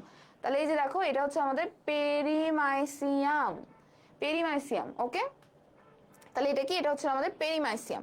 তাহলে আমরা পড়লাম প্রথমে যে অনেকগুলো ফ্যাসিকল নিয়ে একটা মাসেল তৈরি হয়, আর এই যে ফ্যাসিকল, এক একটা ফ্যাসিকলের চারপাশে যে কানেকটিভ টিস্যু শীটটা আছে, সেটা হচ্ছে আমাদের পেরিমাইসিয়াম। এখন দেখো এই যে এক একটা ফ্যাসিকল থেকে আবার অনেকগুলো জিনিস বের করে আনছে, তাই না? এই যে দেখো একটা দুইটা তিনটা চারটা পাঁচটা ছয়টা সাতটা আটটা নয়টা 10টা 11টা 12টা 13টা 14টা 15টা 16টা, এনে 16টা বের করে আনছে। নট নেসেসারিলি যে 16টা থাকবে, অনেকগুলো থাকবে, ঠিক আছে। তাহলে এই যে একটা ফ্যাসিকল থেকে এই যে প্রতিটা জিনিস যে বের করে আনছে, এগুলোকে বলা হয় কি? Muscle fibre. তাহলে এই প্রতিটাকে বলা হচ্ছে মাসেল ফাইবার। আর এই যে যেমন আমাদের প্রতিটা জায়গার এক একটা সেল আছে, তাই না? আমাদের স্কিনে কিছু সেল আছে, যেটা হচ্ছে কেরাটোসাইট বলা হয়, ঠিক আছে। হ্যাঁ, স্কিনের কিছু সেল আছে, বিভিন্ন জায়গায় বিভিন্ন সেল আছে, রাইট। তারপর হচ্ছিল ইন্টেস্টাইনে কিছু সেল আছে, এরকম বিভিন্ন এক এক জায়গায় এক এক সেল আছে। মাসেলেরও তো কিছু সেল আছে, রাইট। এই মাসেলের সেলকেই বলা হচ্ছিল মাসেল ফাইবার। তাহলে মাসেলের যে সেল, সেটাকেই বলা হয় মাসেল ফাইবার।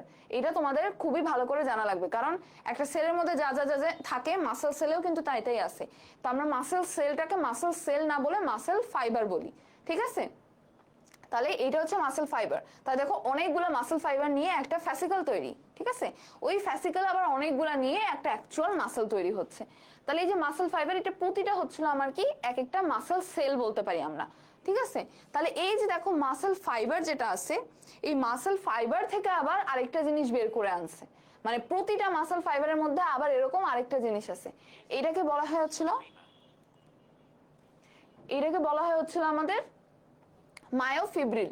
তাহলে এই জিনিসটা কি? এই জিনিসটা হচ্ছিল আমাদের মায়োফিব্রিল। মায়োফিব্রিল, এখান থেকে একটা মায়োফিব্রিল এখান থেকে বের করা আছে। এরকম অসংখ্য মায়োফিব্রিল নিয়ে একটা মাসেল ফাইবার বা একটা মাসেল সেল তৈরি, এরকম অসংখ্য মায়োফিব্রিল নিয়ে একটা মাসেল সেল তৈরি বা মাসেল ফাইবার তৈরি। এই মায়োফিব্রিল থেকে দেখো আবার দুইটা পিচ্ছি পিচ্ছি জিনিস বের করছে, তাহলে এই দুইটা পিচ্ছি জিনিস কি, এই দুইটা যে হচ্ছিল আমাদের ফিলামেন্ট, কন্ট্রাকটাইল ফিলামেন্ট বলা হয়। একটা হচ্ছে অ্যাক্টিন আর একটা হচ্ছিল মায়োসিন। অ্যাক্টিনকে দেখো আবার থিন বলেছে, কারণ অ্যাক্টিন হচ্ছে থিন ফিলামেন্ট আর মায়োসিন হচ্ছে থিক ফিলামেন্ট। আবার দেখো এখানে একটা জিনিস আছে যেটাকে বলা হচ্ছে সার্কোপ্লাজমিক রেটিকুলাম। তোমরা সেল অর্গানেলের ওখানে পড়েছো না, এন্ডোপ্লাজমিক রেটিকুলাম। আমরা ওখানে আমি কিন্তু একদিন তোমাকে বলছিলাম এই লেকচারে যে এন্ডোপ্লাজমিক দুই ধরনের আছে রেটিকুলাম, একটা রাফ আর একটা স্মুথ। স্মুথ এন্ডোপ্লাজমিক রেটিকুলামের একটা মডিফিকেশনই হচ্ছিল এই সার্কোপ্লাজমিক রেটিকুলাম, মানে একটা মডিফাইড স্মুথ এন্ডোপ্লাজমিক রেটিকুলাম, কিছুই না মাসেলের স্মুথ এন্ডোপ্লাজমিক রেটিকুলামটাকে আমরা বলতেছি সার্কোপ্লাজমিক রেটিকুলাম। ঠিক আছে, এই ওয়ার্ডগুলো আমি জানি, একটু একটু বিধিকিচ্ছি লাগবে এই ওয়ার্ডগুলা শুনতে, কারণ যেহেতু জীবনের ফার্স্ট টাইম অনেকে শুনতেছো, সো অবশ্যই এটা একটু কষ্ট লাগবে শুনতে, বাট বুঝে বুঝে পড়ার চেষ্টা করলে এগুলো আসলে কিছুই মনে হবে না। এন্ডোপ্লাজমিক রেটিকুলাম জাস্ট একটা মডিফাইড এন্ডোপ্লাজমিক রেটিকুলামই হচ্ছে সার্কোপ্লাজমিক রেটিকুলাম, বা আরো যদি স্পেসিফিক্যালি বলি স্মুথ এন্ডোপ্লাজমিক রেটিকুলামটাকে বলা হয় মাসেলের যেটা, সেটাই হচ্ছে সার্কোপ্লাজমিক রেটিকুলাম। তাহলে আমরা যদি একদম আগে থেকে আসি আবার, ঠিক আছে, আমরা আবার একদম আগে থেকে আসি, একদম মলিকুলার লেভেল থেকে আমরা আসি যে কোনটা থেকে কি আসতেছে একবারে। ওকে, ও আর এন্ডোমাইসিয়ামটা কি, এন্ডোমাইসিয়ামটা হচ্ছিল যে এক একটা মাসল ফাইবার, এক একটা মাসল ফাইবার আবার একটা কানেকটিভ টিস্যু শীট বা আবরণ দিয়ে আবৃত থাকে, এক একটা মাসল ফাইবার বা এক একটা মাসল সেল, ওটাকে বলা হয় এন্ডোমাইসিয়াম। এন্ডো মানে ভিতরে, একদম ভিতরে যেহেতু এটা আছে এই জন্য। ঠিক আছে, আরেকটা জিনিস তোমরা সামনে পড়বে সার্কোলেমা। সার্কোলেমা মানে কি, সার্কোলেমা হচ্ছিল তোমরা জানো সেল মেমব্রেন আমরা যেটা পড়েছিলাম, সেল মেমব্রেনের আরেক নাম হচ্ছে প্লাজমা লেমা। ঠিক আছে, এখন সার্কোলেমাটা কি, এই সার্কোলেমা মানে এটা হচ্ছে মাসল সেল বা মাসল ফাইবারের যে সেল মেমব্রেন, সেটাই হচ্ছিল সার্কোলেমা, বা মাসলের যে মেমব্রেনটা, মাসল সেলের যে সেল মেমব্রেন, সেটাই হচ্ছে সার্কোলেমা। এখন তোমার চিন্তা হতে পারে যে এই সার্কো জিনিসটা কোথা থেকে আসছে, সবকিছুতে সার্কো কেন, সার্কোপ্লাজমিক রেটিকুলাম, সার্কোলেমা, এইগুলো সব সার্কো সার্কো কেন? তাহলে ডেফিনেটলি সার্কোর সাথে মাসলের কোনো একটা রিলেশন আছে, কিছুই না, এটা গ্রিক ওয়ার্ড সার্কস থেকে আসছে, গ্রিক ওয়ার্ড সার্কস থেকে আসছে। আর এই সার্কস মানে হচ্ছিল ফ্লেশ, ফ্লেশ মানে কি মাংস, তাহলে এইখান থেকেই আসছে হচ্ছিল আমাদের এই সার্কো। এই জন্য মাসল রিলেটেড জিনিসপত্রগুলোতে দেখবা সব সার্কো সার্কো দেওয়া আছে, মাসল সেলের মেমব্রেনকে সার্কোলেমা, এখানকার এন্ডোপ্লাজমিক রেটিকুলামকে বলে সার্কোপ্লাজমিক রেটিকুলাম, এরকম। ঠিক আছে, তাহলে দেখো প্রথমে আমরা কি পাইলাম, অ্যাক্টিন মায়োসিন ফিলামেন্ট। ওকে, অ্যাক্টিন মায়োসিন কন্ট্রাকটাইল ফিলামেন্ট পাইলাম আমরা। এগুলো কি কিছুই না, এগুলো সব হচ্ছিল আমরা জানি সাইটোস্কেলিটন, তোমার মনে আছে না সাইটোস্কেলিটন পড়ছিলাম আমরা, মাইক্রোটিউবিউল, মাইক্রোফিলামেন্ট, ইন্টারমিডিয়েট ফিলামেন্ট, ওখানে মাইক্রোটিউবিউলের মধ্যে কিন্তু আমরা বলছিলাম যে অ্যাক্টিন ফিলামেন্ট কিন্তু মাইক্রোটিউবিউল। ঠিক আছে, তাহলে এই যে অ্যাক্টিন আর মায়োসিন, আর মায়োসিন কি, মায়োসিন হচ্ছে একটা পলিপেপটাইড চেন, মায়োসিন কিছুই না, মায়োসিন একটা পলিপেপটাইড চেন। সো এই যে অ্যাক্টিন মায়োসিন, এই অনেকগুলো অ্যাক্টিন মায়োসিন নিয়ে আমাদের একটা মায়োফিব্রিল তৈরি হলো, মায়োফিব্রিল। ঠিক আছে, তাহলে অনেকগুলো অ্যাক্টিন মায়োসিন নিয়ে একটা মায়োফিব্রিল তৈরি হলো। ওকে, আর এই যে দেখো এই একটা মায়োফিব্রিলের গায়ে এরকম সার্কোপ্লাজমিক রেটিকুলাম আছে, আবার এখানে মাইটোকন্ড্রিয়াও আছে। ওকে, এবার দেখো এই যে মায়োফিব্রিল, এরকম অনেকগুলো মায়োফিব্রিল নিয়ে একটা মাসল ফাইবার, এক একটা মাসল ফাইবার অনেকগুলো মায়োফিব্রিল নিয়ে তৈরি। মাসল ফাইবারটা কি, মাসল সেল। ঠিক আছে, মাসল ফাইবারটা মাসল সেল, তাহলে অনেকগুলো মায়োফিব্রিল নিয়ে এক একটা মাসল ফাইবার বা মাসল সেল তৈরি হলো। ওকে, এখন এই মাসল ফাইবারের যে সেল মেমব্রেনটা সেটাকে বলা হয় সার্কোলেমা, এবং এই সার্কোলেমার উপর দিয়ে মানে মাসলের সেল মেমব্রেনের উপর দিয়ে আর কি একটা কানেকটিভ টিস্যু শীট বা আবরণ আছে, সেটাকে বলা হচ্ছে এন্ডোমাইসিয়াম। যদিও এখানে লেখা নাই, বাট ধরে নাও যে এইটা হচ্ছিল আমাদের এন্ডোমাইসিয়াম।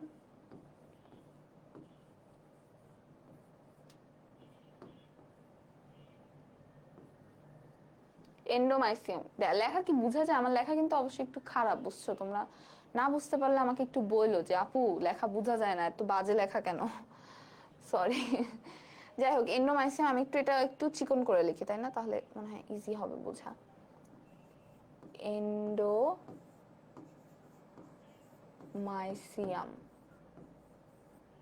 ওকে, তাহলে কি হলো এন্ডোমাইসিয়াম এখানে আমাদের? এন্ডোমাইসিয়ামটা হলো হচ্ছিল আমাদের এই যে মাসল সেল যেটা বা মাসল ফাইবার, সেটার যে একটা বাইরে দিয়ে যে একটা কানেকটিভ টিস্যু শীট আছে, সেটা হচ্ছে এন্ডোমাইসিয়াম। এখন এই যে মাসল ফাইবার, এরকম অনেকগুলো মাসল ফাইবার নিয়ে একটা মাসল ফ্যাসিকল তৈরি করলো বা একটা গুচ্ছ তৈরি করলাম, ফ্যাসিকল। তাহলে অনেকগুলো মাসল ফাইবার নিয়ে একটা মাসল ফ্যাসিকল তৈরি করলাম। এই মাসল ফ্যাসিকলের চারপাশে যে একটা কানেকটিভ টিস্যু শীট আছে, সেটাকে বলা হচ্ছে পেরিমাইসিয়াম। সেটাকে বলা হচ্ছে পেরিমাইসিয়াম। তাহলে এই যে একটা ফ্যাসিকলের চারদিকে যে একটা শীট আছে সেটাকে বলা হচ্ছে পেরিমাইসিয়াম। এখন এরকম অনেকগুলো ফ্যাসিকল এরকম নিয়ে অনেকগুলো ফ্যাসিকল নিয়ে তৈরি হলো আমার অ্যাকচুয়াল একটা মাসেল, এবং এই অ্যাকচুয়াল একটা যে মাসেল সেই মাসেলের চারিদিকে যে আবরণ সেটাকে বলা হচ্ছে এপিমাইসিয়াম। দেখো একদম ইয়া থেকে ক্লিয়ার কিনা,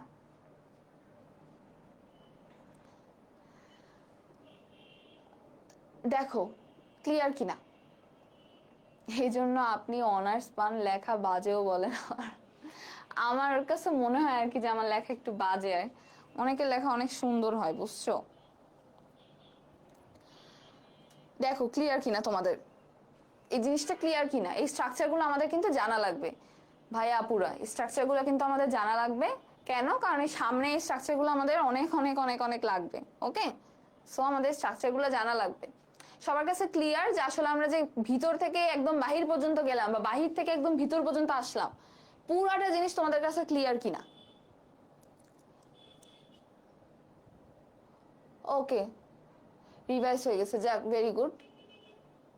ক্লিয়ার সবাই বলো ক্লিয়ার কিনা। কারো যদি একদম বিন্দু পরিমাণও কনফিউশন থাকে আমাকে এক্ষুনি বলো, আমি বুঝাই দিব। ক্লাস যতক্ষণ লাগুক আমার কিছু যায় আসে না, বাট তোমাদের কনফিউশন সব ক্লিয়ার হওয়া লাগবে। কোনো ধরনের কনফিউশন যদি থাকে আমাকে বলো, কারো কোনো কনফিউশন আছে নাকি? যদি না থাকে তাহলে আমরা সামনে আগে। ওকে,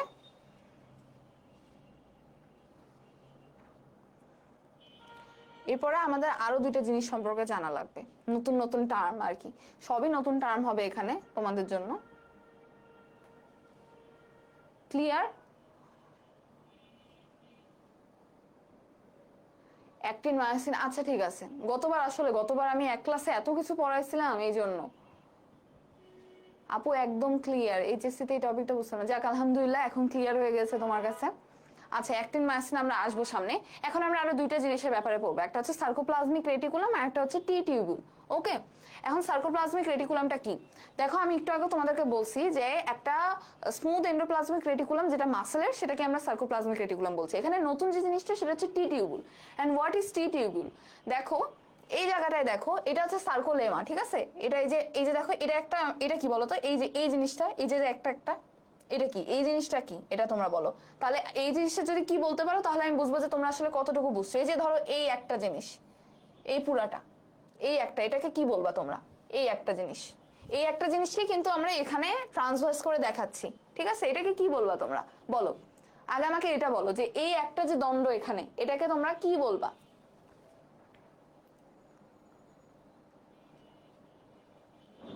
একটু আমাকে বলো তো যে এই যে এই জিনিসটা, এটাকে কি বলবা? দেখো উপরে সার্কোলেমা আছে, ভিতরে দেখো এটা কিন্তু একটা না, ভিতরে কিন্তু এরকম আরো অনেকগুলো আছে, এবং এই পুরাটা জুড়ে এরকম একটা সার্কোলেমা আছে। তাহলে সার্কোলেমা কার আবরণ? এটা মনে রাখো, সার্কোলেমা কার আবরণ বা সার্কোলেমা কাল?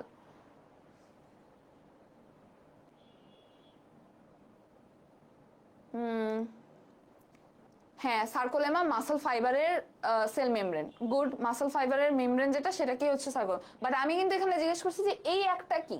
দেখো মাসল ফাইবার কিন্তু এই পুরাটা, রাইট? মাসল ফাইবার কিন্তু এই পুরা জিনিসটা। এই মাসল ফাইবারের মধ্যে এরকম এই যে এই জিনিসটা দেখো, এরকম অনেকগুলো মিলে একটা মাসল ফাইবার তৈরি করছে। তাহলে এই একটা, এটা কি? এই একটা জিনিস যদি আমি বের করে, এই একটা জিনিসই তো এখানে আমাকে দেখানো হচ্ছে জুম করে। এই জিনিসটা কি? এই জিনিসটা বলো কি? মাসল ফাইবার তো এই পুরাটা, এই পুরাটাই তো মাসল ফাইবার, ঠিক আছে? এই যে এটা হচ্ছে মাসল ফাইবারের সেল মেমব্রেন, যেটা হচ্ছে সার্কোলেমা, ঠিক আছে? যে মাইটোকন্ড্রিয়া, সার্কোপ্লাজমিক রেটিকুলাম সব আছে। বাট এই একটা যদি আমি বলি, এটা কি? মায়োফিব্রিল, কারেক্ট, মায়োফিব্রিল। না ভাইয়া, মাসল ফ্যাসিকল তো না, ফ্যাসিকল তো বড়, আরো অনেকগুলো মাসল ফাইবার মিলে একটা ফ্যাসিকল। বাট মাসল ফাইবারের ভিতরে কি কি নিয়ে মাসল ফাইবার? অনেকগুলা মায়োফিব্রিল, অনেকগুলা মায়োফিব্রিল মিলে একটা মাসল ফাইবার। ওকে, ক্লিয়ার? এটা মনে হয় সবার ক্লিয়ার হয়েছে, কারণ বেশিরভাগই মায়োফিব্রিল বলছে, যাক আলহামদুলিল্লাহ। তাহলে এই যে একটা, এটা হচ্ছিল মায়োফিব্রিল। ওকে, এইটা এখানে দেখো, এইটাকেই এখানে লম্বা অবস্থা আছে, এটাকে এখানে কাট করে দিছে, দিয়ে জুম করে দেখাচ্ছে। এখানে জুম করে মনে হচ্ছে যে আসলে এখানে একটা আছে, বাট এখানে কিন্তু আরো অনেকগুলো আছে। দেখো ওটার পিছে কিন্তু আরেকটা আছে, এরকম কিন্তু আরো অনেকগুলো আছে এখানে। ওকে, হ্যাঁ মায়োফিব্রিল, ঠিকই মায়োফিব্রিল, এটা মায়োফিব্রিল। ওকে ওকে, মায়োফিব্রিল। তাহলে এই যে একটা মায়োফিব্রিল, এটা একটা মায়োফিব্রিল। ওকে, কারণ অনেকগুলো মায়োফিব্রিল মিলে একটা মাসল ফাইবার বা একটা মাসল সেল। এবং এই সার্কোলেমাটা দেখে বুঝতেছে, সার্কোলেমা তো আমরা জানি যে মাসল সেলের সেল মেমব্রেন যেটা সেটা হচ্ছে সার্কোলেমা বা মাসলের সেল মেমব্রেন। তাহলে এই যে একটা সার্কোলেমা, এখানে দেখো, এই যে এখানে দেখো মাইটোকন্ড্রিয়া আছে, এই যে হলুদ যে জিনিসটা দেখতেছো জালের মতো, এটা হচ্ছে সার্কোপ্লাজমিক রেটিকুলাম। তোমরা তো জানো রেটিকুলাম মানে হচ্ছে জাল, ঠিক আছে, রেটিকুলাম মানে কিন্তু জাল। তাহলে এই যে সার্কোপ্লাজমিক রেটিকুলাম এটা কি, এই যে এইভাবে জালের মতো বিস্তার করে আছে এগুলো, এই যে এগুলো সব কিন্তু সার্কোপ্লাজমিক রেটিকুলাম, ঠিক আছে, এই যে জালের মতো যেগুলো আছে সব সার্কোপ্লাজমিক রেটিকুলাম, ঠিক আছে। এবার আমরা এই জুম জিনিসটাতে আসি, তারপর আমরা ওখানে যাব, এটা আগে আমরা বুঝে নিই। তাহলে এই যে বাইরে হচ্ছিল আমাদের এই সেল মেমব্রেন, এগুলো হচ্ছে আমাদের সার্কোপ্লাজমিক রেটিকুলাম, এই যে জালের মতো যে আছে এগুলো হচ্ছে সার্কোপ্লাজমিক রেটিকুলাম, ওকে। এটা আমার একটা মায়োফিল। এখন দেখো এই জিনিসটা দেখো, প্রতিটা সার্কোপ্লাজমিক রেটিকুলামের টার্মিনাল পোরশনটা কিন্তু এখানে এসে মিলিত হয়েছে। দেখো এই যে সার্কোপ্লাজমিক রেটিকুলাম এখানে এসে আসছে, এখানে আসছে, এখানে এসে মিলিত হয়েছে, সবগুলো দেখো, এগুলো দেখো, এখানে কোনো না কোনো প্রান্ত টার্মিনাল একটা এন্ড এক একটা এই থলের মতো জায়গায় এসে মিলিত হয়েছে, তাই না? টার্মিনাল এইটা একটা থলের মতো জায়গায় এসে মিলিত হয়েছে। তাহলে এই জিনিসটাকে বলা হচ্ছে টার্মিনাল সিস্টার্নি। আমি কেন টার্মিনাল ওয়ার্ডটা ইউজ করলাম বুঝছো তোমরা? কারণ এই যে টার্মিনাল পোরশন গুলা, এই রেটিকুলামের টার্মিনাল পোরশন গুলা এসে এই জায়গায় মিলিত হয়েছে। এটা তাহলে কি, এটা হচ্ছে একটা থলের মতো। সিস্টার্ন মানে কি, সিস্টার্ন মানে একটা থলে, ওকে। আমরা যখন এন্ডোপ্লাজমিক রেটিকুলাম পড়েছি তখন আমরা দেখেছি যে এন্ডোপ্লাজমিক রেটিকুলাম কিন্তু এরকম অনেক সিস্টার্নি থাকে। এই সিস্টার্নি মানে কিছুই না, জাস্ট থলে। তাহলে টার্মিনাল সিস্টার্নি বলা হচ্ছে এটাকে, কেন? কারণ রেটিকুলামের টার্মিনাল পোরশনটা এসে এখানে মিলিত হয়েছে, এটা হচ্ছে আমাদের টার্মিনাল সিস্টার্নি। এখন এই যে দেখো, এটাও একটা টার্মিনাল সিস্টার্নি, এটাও একটা টার্মিনাল সিস্টার্নি। মাঝখানের এই জিনিসটা কি, মাঝখানের জিনিসটা হচ্ছে টি টিউবিউল। এন্ড টিউবিউল মানে কি, টিউবিউল সোজা কথায় নল বলতে পারো, একটা নলের মতো, ঠিক আছে। এখন দেখো নলটার উৎপত্তি কোথা থেকে, এইখান থেকে হয়েছে, এইখান থেকে ও আসছে। তাহলে নলের উৎপত্তি কোথা থেকে হয়েছে, দেখো সার্কোলেমা থেকে হয়েছে। নলটা আসছে আসলে সার্কোলেমা থেকে। আর সার্কোলেমা কি, সার্কোলেমা হচ্ছে মাসেলের সেল মেমব্রেন। তাহলে দেখো এখানে দেখে বোঝা যাচ্ছে যে মাসেলের সেল মেমব্রেনটা এই দিক দিয়ে ভিতরে ঢুকে গেছে, মাসেলের সেল মেমব্রেনটা কিন্তু ভিতরের দিকে ঢুকে গেছে। দেখো এখানে দেখো মাসেলের সেলটা কি ভিতরে ঢুকে গেছে, এটাকে বলে ইনভ্যাজিনেটেড। মাসেল সেল মেমব্রেনটা ইনভ্যাজিনেশন হয়েছে ভিতরে, ওকে, এটাকে বলে ইনভ্যাজিনেশন, ভিতরে ঢুকে গেছে। তাহলে এই invaginated portion of the sarcolemma অথবা invaginated portion of the cell membrane of the muscle cell or muscle fibre is known as the T tubule. কেন এটাকে টি বলা হচ্ছে? দেখো এখানে একটা টি এর মতো শেপ তৈরি হয়েছে না, এই যে টি এর মতো শেপ তৈরি হয়েছে, এই জন্য এটাকে টি টিউবিউল বলা হয়। এটা একটা নল যেটা এরকম টি শেপ। কেন টি শেপ হয়েছে? কারণ ওটা সার্কোলেমার ইনভ্যাজিনেটেড পোর্শন।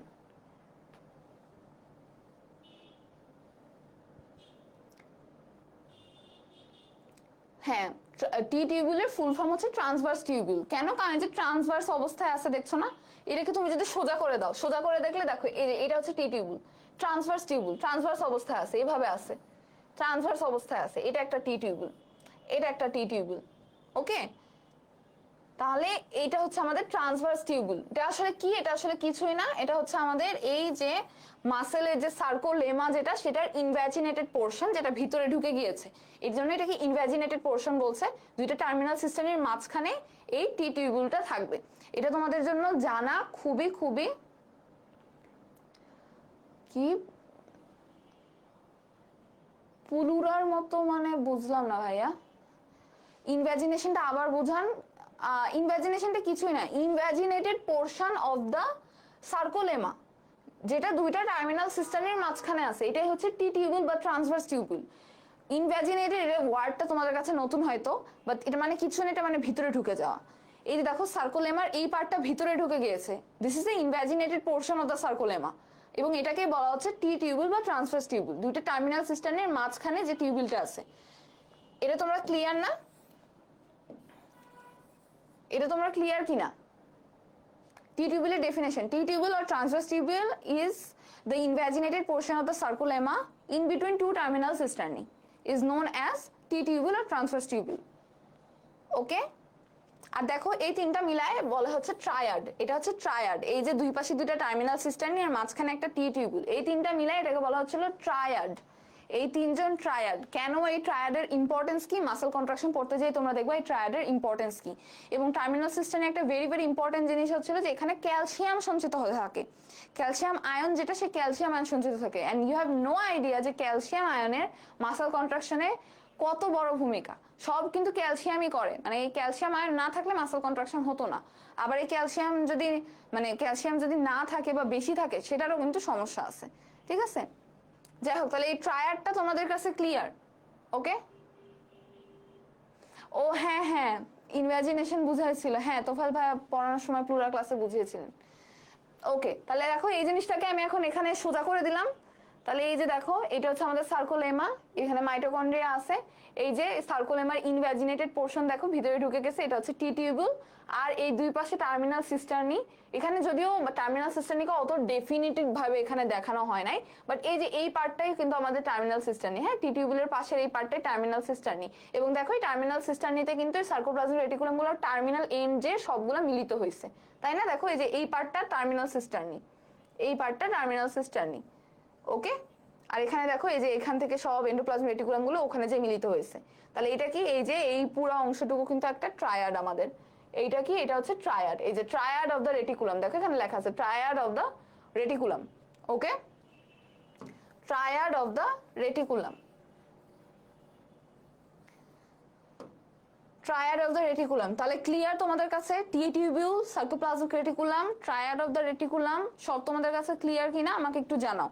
এটা যদি ক্লিয়ার থাকে তাহলে আমরা একটু মায়োফাইব্রিলটার ব্যাপারে আসি, যে মায়োফাইব্রিলটা যেটা, সেটা কেন এরকম দোড়াকাটা, বা কেন এরকম কিছু লাইট জায়গা, কিছু ডার্ক জায়গা, কিছু লাইট জায়গা, কিছু ডার্ক জায়গা এরকম আছে, এই ব্যান্ডগুলো আবার কি, জেড লাইন কি, এগুলোর ব্যাপারে আমরা একটু আসি। এই জায়গাটা তোমাদের ক্লিয়ার নাকি বলো? এই জায়গাটা যদি ক্লিয়ার থাকে তাহলে আমরা নেক্সট এগুলোর ব্যাপারে আসবো। এখন আমরা এখন মায়োফিব্রিলে একটু যাব। এটা গাইটনের একটা ছবি, আমি জানি এটা রেজলিউশন হয়তো ভালো না, হয়তো দেখা যাচ্ছে না, বাট এটা একটা ছবি। ক্যালসিয়াম আছে টার্মিনাল সিস্টার্নি ভাইয়া, এন্ডোপ্লাজমিক রেটিকুলাম, এমনিতেও কিন্তু এন্ডোপ্লাজমিক রেটিকুলাম ক্যালসিয়াম সঞ্চয় করে, তো ওখানে টার্মিনাল সিস্টার্নি যেটা সার্কোপ্লাজমিক রেটিকুলাম, যে টার্মিনাল সিস্টার্নিতে গেছে, ওই টার্মিনাল সিস্টার্নিতে ক্যালসিয়াম থাকবে। হ্যাঁ, ট্রায়াডটা কি? ট্রায়াডটা কিছুই না, ট্রায়াডটা হচ্ছিল একটা টি টিউবুল মাঝখানে আর দুই পাশে দুটো টার্মিনাল সিস্টার্নি, এটাই হচ্ছিল ট্রায়াড। এই যে দেখো এখানে ট্রায়াডটা কি, একটা টি টিউবুল, দুপাশে দুটো টার্মিনাল সিস্টার্নি, এই মিলেই আমাদের ট্রায়াড, ঠিক আছে। এই দুটো ছবি কিন্তু গাইটনে একদম এই ছবিগুলাই আছে। এটাই হচ্ছে ট্রায়াড। ট্রায়াড মানে তিন, ট্রাই মানে তিন, এই তিনজনকে মিলে ট্রায়াড অফ দ্য রেটিকুলাম বলা হচ্ছে, ঠিক আছে। কারণ এদের অনেক গুরুত্বপূর্ণ ভূমিকা আছে আমাদের মাসল কন্ট্রাকশনে, এদের অনেক গুরুত্বপূর্ণ ভূমিকা আছে, ঠিক আছে। এবার আমরা একটু এই যে এইখানে মায়োফিব্রিলের এখানে আমরা একটু আসি, ঠিক আছে। মায়োফিব্রিলের এটা আমাদের জন্য ইম্পর্টেন্ট, সো আমরা এখানে আসি। এখানে যদি রেজলিউশনটা একটু খারাপ থাকে তাও একটু তোমরা বোঝার চেষ্টা করো। এটা হচ্ছে গাইটনের ফিগার, ঠিক আছে, ফিগার 6.1 যেটা, ওটাই হচ্ছে এই ফিগারটা। তাহলে আমরা একটু এখানে দেখাই, ওকে, যে এটা আসলে আমাদের কি দেখাচ্ছে এখানে। আচ্ছা দেখো, আবার ওই আগের কথা, এই যে একটা মাসল, এই মাসল থেকে আমি একটা মাসল ফ্যাসিকুলাস বের করে আনলাম, ওকে। এই যে আমার মাসল ফ্যাসিকুলাস বের করে আনলাম। এখন আমরা জানি এই মাসল ফ্যাসিকুলাস কি দিয়ে তৈরি, এই মাসল ফ্যাসিকুলাস অনেকগুলা মাসল ফাইবার নিয়ে তৈরি। তাহলে ওই মাসল ফ্যাসিকুলাস থেকে দেখো আমি একটা ফাইবার এখানে নিয়ে আসলাম, ওকে, এটা হচ্ছে আমার একটা মাসল ফাইবার। তাহলে এই যে মাসল ফাইবার দেখো এখানে কি আছে, এই যে এখানে মাইটোকন্ড্রিয়া আছে, ঠিক আছে। এখানে দেখো এই যে এখানে মাইটোকন্ড্রিয়া আছে, ঠিক আছে, এই যে মাইটোকন্ড্রিয়া এগুলো আছে। তো যাই হোক, এটা হচ্ছে আমার মাসল ফাইবার, আর এই যে এখানে সার্কোলেমা আছে, ওকে। এবার মাসল ফাইবারের মধ্যে দেখো এই যে অনেকগুলো এরকম রডের মতো বের করে আনছে, এগুলো কি, এগুলো হচ্ছে আমাদের মায়োফিব্রিল, কারণ অনেকগুলো মায়োফিব্রিল নিয়ে মাসল ফাইবার তৈরি। এগুলো কিন্তু তোমরা সবাইকে একটু আগে আমি বলছি, সো আমি এখানে একদম ফাস্ট চলে যাচ্ছি, কারণ আমার এখানে মেইন কনসার্ন হচ্ছে মায়োফিব্রিল। তাহলে দেখো এখন এই মায়োফিব্রিলকে আমি একটা নিয়ে আসলাম, ওকে, এই মায়োফিব্রিলটাকে আমি একটা বের করে নিয়ে আসলাম। তাহলে এই মায়োফিব্রিলটা এখন আমাদের কেমন দেখতে, ওটাই আমরা একটু দেখবো। এই মায়োফিব্রিলটা কেমন, হ্যাঁ যথেষ্ট বড় হয়েছে আই গেস। তাহলে এই যে মায়োফিব্রিল, তাহলে দেখো এটা একটা মায়োফিব্রিল, একটা সিঙ্গেল মায়োফিব্রিল আমি নিয়ে আসছি, এরকম অনেকগুলো মায়োফিব্রিল নিয়ে একটা মাসল ফাইবার তৈরি। এখন দেখো এই মায়োফিব্রিল মধ্যে থেকে আমি যদি দেখি, তাহলে এই মায়োফিব্রিল অনেকগুলা অ্যাক্টিন মায়োসিন ফিলামেন্ট দিয়ে তৈরি, অনেকগুলো অ্যাক্টিন মায়োসিন ফিলামেন্ট দিয়ে তৈরি। এখন এই অ্যাক্টিন মায়োসিন ফিলামেন্ট কি, অ্যাক্টিনকে বলা হচ্ছিল থিন ফিলামেন্ট, আর মায়োসিন হচ্ছে থিক ফিলামেন্ট, ওকে। অ্যাক্টিন হচ্ছে পাতলা, মায়োসিন হচ্ছে মোটা। এখন এই অ্যাক্টিনটা আবার যেটা, সেটা কিন্তু অ্যাক্টিন আবার কি করে, লাইট চেন তৈরি করে, আর মায়োসিন হচ্ছে ডার্ক চেন তৈরি করবে, বা লাইট ব্যান্ড বা ডার্ক ব্যান্ড বলতে পারি।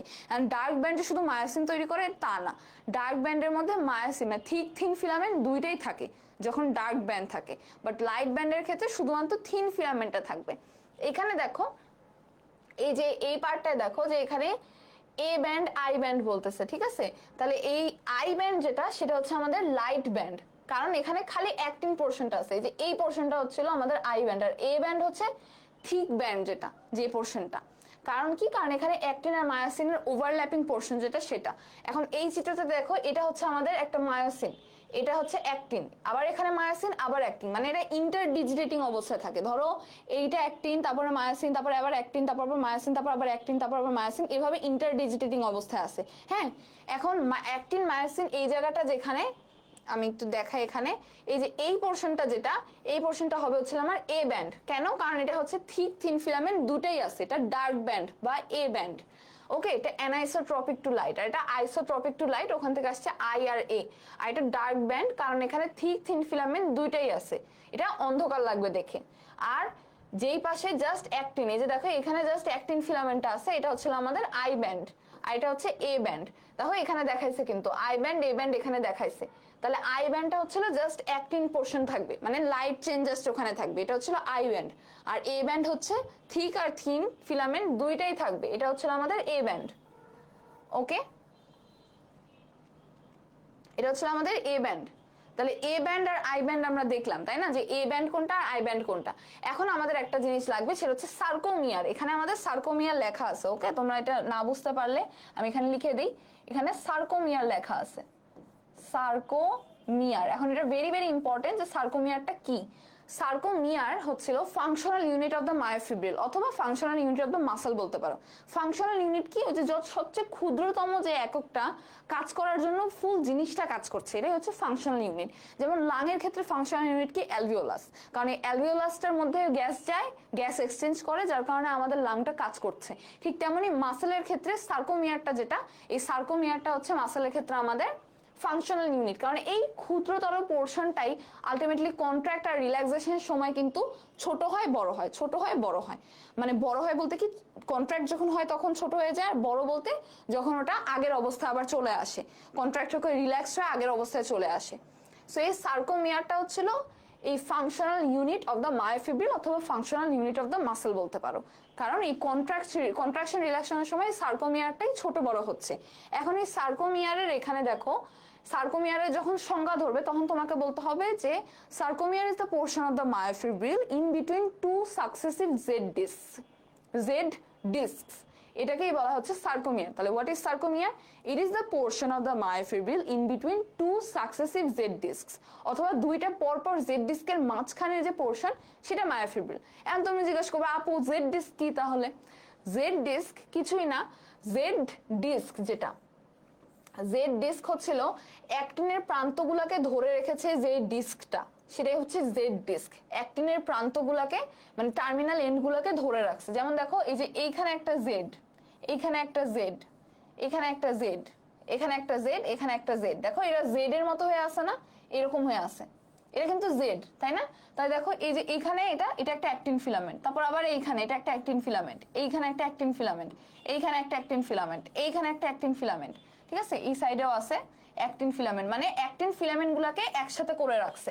আবার এইখানেও সেম, দেখো এই যে জেড ডিস্ক, এরা হচ্ছে জেড ডিস্ক। আমি জাস্ট বইয়ের উপরটাতে আঁকাচ্ছি কারণ এখানে রেজলিউশন ভালো না, সো তোমরা দেখতে পাবা না, এই জন্য আমি এখানে দেখাচ্ছি। এই যে একটা actin filament, actin filament, actin filament আর অ্যাক্টিন ফিলামেন্ট। তাহলে তোমরা এখানে দেখে বুঝতে পারছো না, এই যে দেখো অ্যাক্টিনের প্রান্তগুলোকে ধরে রাখছে এই জেড ডিস্ক, আর এটা জেড এর মতো হয়ে আছে, দেখো এই যে এরকম হয়ে আছে, এটা একটা অ্যাক্টিন ফিলামেন্ট, এটা একটা অ্যাক্টিন ফিলামেন্ট। এরকম জেড ডিস্কটা অ্যাক্টিন ফিলামেন্টগুলোর প্রান্তগুলোকে ধরে রাখছে। তোমরা কি অল ক্লিয়ার? সবাই কি দেখতে পারতেছো?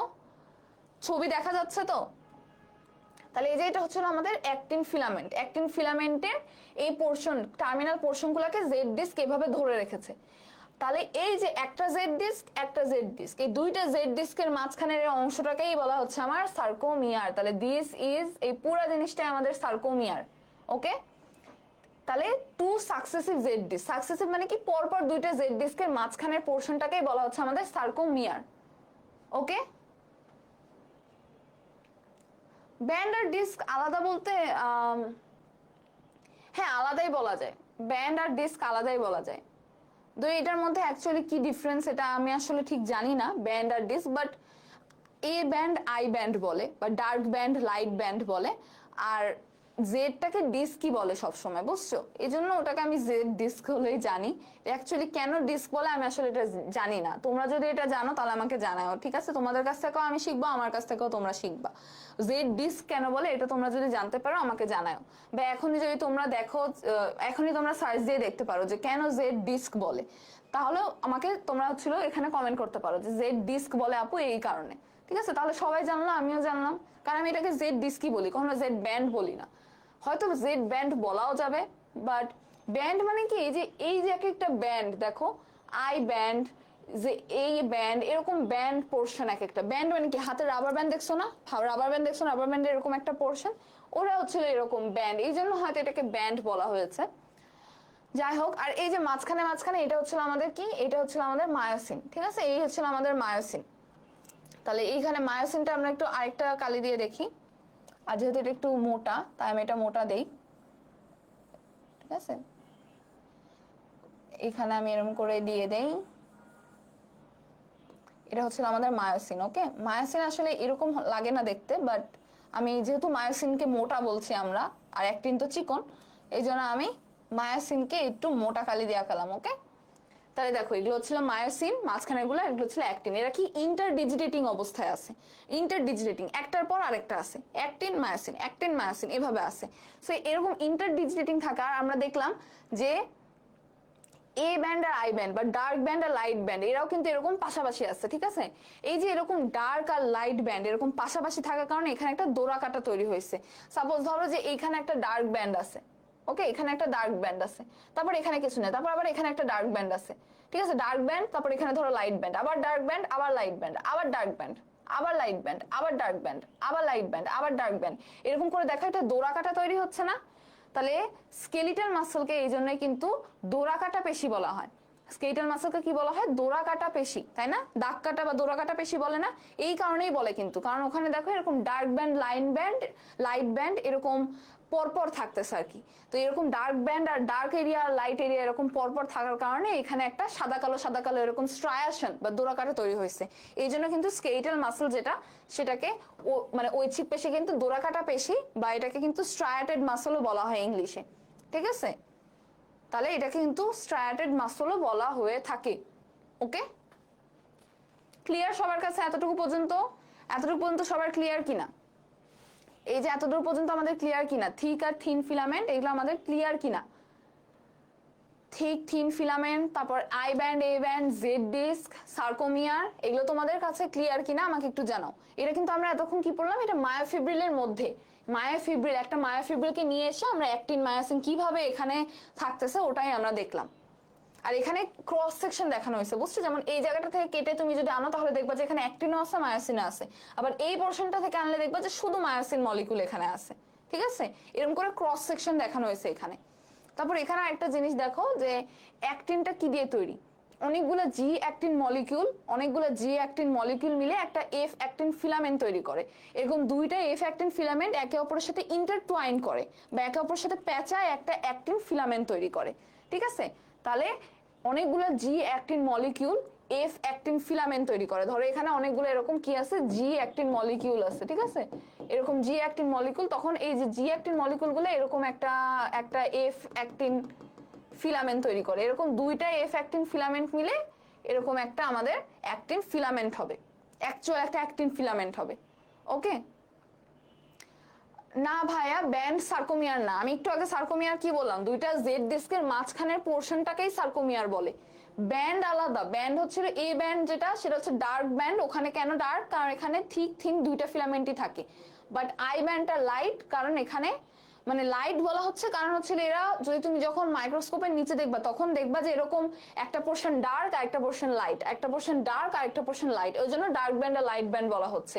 ডার্ক ব্যান্ডটা যেখানে থাকে সেখানে অ্যাক্টিন মায়োসিন দুইটা ফিলামেন্টই থাকে, বাট লাইট ব্যান্ডটা যেখানে থাকে সেখানে শুধুমাত্র অ্যাক্টিন ফিলামেন্ট বা থিন ফিলামেন্টটা থাকে। আর সার্কোমিয়ার হচ্ছে দুইটা জেড ডিস্কের মাঝখানের যে পোর্শনটা, ওটাই হচ্ছে সার্কোমিয়ার, ওটা কোনো ব্যান্ড না, ঠিক আছে? এটা হচ্ছে সার্কোমিয়ার। এই যে দেখো সার্কোমিয়ারটা আমি এখানে একদম ক্লিয়ার করে তোমাদের আঁকিয়ে দেখিয়েছি যে হোয়াট ইজ সার্কোমিয়ার। এই পোর্শনটাই সার্কোমিয়ার, দুইটা সাকসেসিভ জেড ডিস্কের মাঝখানের পোর্শনটাই সার্কোমিয়ার। ওকে, তাহলে দেখো জি অ্যাক্টিন মলিকিউল অনেকগুলো মিলে একটা এফ অ্যাক্টিন ফিলামেন্ট তৈরি করে, দুইটা এফ অ্যাক্টিন ফিলামেন্ট এরকম দুইজনের পাশে প্যাঁচায় এরকম একটা অ্যাক্টিন ফিলামেন্ট তৈরি করে। আর মায়োসিন ফিলামেন্ট, এটা হচ্ছে মায়োসিন ফিলামেন্ট, অনেকগুলো মায়োসিন মলিকিউল নিয়ে একটা মায়োসিন ফিলামেন্ট তৈরি করে, ঠিক আছে। আর একটা মায়োসিন মলিকিউল আবার লাইট মেরোমায়োসিন আছে আর হেভি মেরোমায়োসিন আছে। এটা দরকার নেই তোমাদের এত বেশি ডিটেলসে পড়া, জাস্ট মনে রাখবা যে মায়োসিন অনেকগুলো মায়োসিন মলিকিউল মিলে একটা মায়োসিন ফিলামেন্ট তৈরি করবে। সামনে আমরা মায়োসিন মলিকিউল আরেকটু দেখবো। এতটুকু পর্যন্ত তোমাদের ক্লিয়ার কিনা আমাকে জানাও, যে সার্কোমিয়ার, অ্যাক্টিন, মায়োসিন এগুলো ক্লিয়ার কিনা জানাও। এগুলো ক্লিয়ার থাকলে আমরা এখন কন্ট্রাক্টাইল এলিমেন্টে আসবো। সবাই ক্লিয়ার কিনা আমাকে একটু জানাও প্লিজ, কারণ এই ওয়ার্ডগুলো জানা না থাকলে তোমাদের সামনে বুঝতে কষ্ট হবে। সামনে পড়াটা, কন্ট্রাকশন পড়াটা ইজি, বাট কন্ট্রাকশনের পড়ার আগে যে টার্মিনোলজিগুলো জানা লাগবে সেটা একটু কঠিন। সো এই জন্য আমি তোমাদেরকে বারবার জিজ্ঞেস করছি যে তোমাদের কাছে ক্লিয়ার কিনা যে আসলে কোন জিনিসটা কোনটা। ওকে, তোমরা একটু জানাও, সবাই জানাও আমাকে ক্লিয়ার কিনা, সবাই জানাও, যারা যারা আসো ক্লাসে সবাই একটু জানাও ক্লিয়ার কিনা। এখন আমরা কন্ট্রাক্টাইল এলিমেন্টে আসবো। কন্ট্রাক্টাইল এলিমেন্ট কিছুই না, অ্যাক্টিন মায়োসিন। অ্যাক্টিন মায়োসিন হচ্ছে কন্ট্রাক্টাইল এলিমেন্ট। ওকে, সবার ক্লিয়ার? 2-3 জন খালি কমেন্ট করে, 2-3 জনই খালি আমি দেখি। 14 এডিশনে পাচ্ছ না কেন? পাবা না, আমারটা তো 14 এডিশন, কেন পাবা না?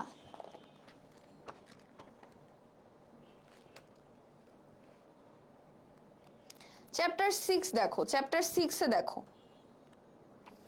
আচ্ছা, এই ছবি পাবা না, কিন্তু এই ছবিটা পাবা না, এগুলো সব গাইটনের না। আমি যেগুলো যেগুলো গাইটনের বলছি সেগুলো গাইটনের। যেমন দেখো এই যে এই ছবিটা গাইটনের, এই ছবিটা গাইটনের, তারপর এই ছবিটা, এইটা গাইটনের। পুরো পেজটা এটা একদম ফার্স্ট ছবি, মাসল কন্ট্রাকশনের মানে চ্যাপ্টারের ফার্স্ট ছবিটাই এটা, এইটা গাইটনের, ঠিক আছে। আর নিচে নিচে কোনোটা আর গাইটনের নাই, নিচে আর কোনোটা, এগুলো। আর এইটা হচ্ছিল আমি নেট থেকে খুঁজে বের করছি, তারপর এটা এটা আমরা নেট থেকে খুঁজে বের করছি, এগুলো নাই, ঠিক আছে। সবগুলো ছবি তুমি 14th এডিশনে পাবা না, যেগুলো যেগুলো আমি প্রথমে বললাম ওগুলো পাবা, ঠিক আছে। যেমন দেখো এই যে আমি কিছুক্ষণ আগে সার্কোমিয়ার যেটা পড়ালাম, ওই যে এই ছবিটা, এটা দেখছো, এই যে এটা একদম ফার্স্ট ছবি এই চ্যাপ্টারের, আর আমারটা 14th এডিশন। ওকে,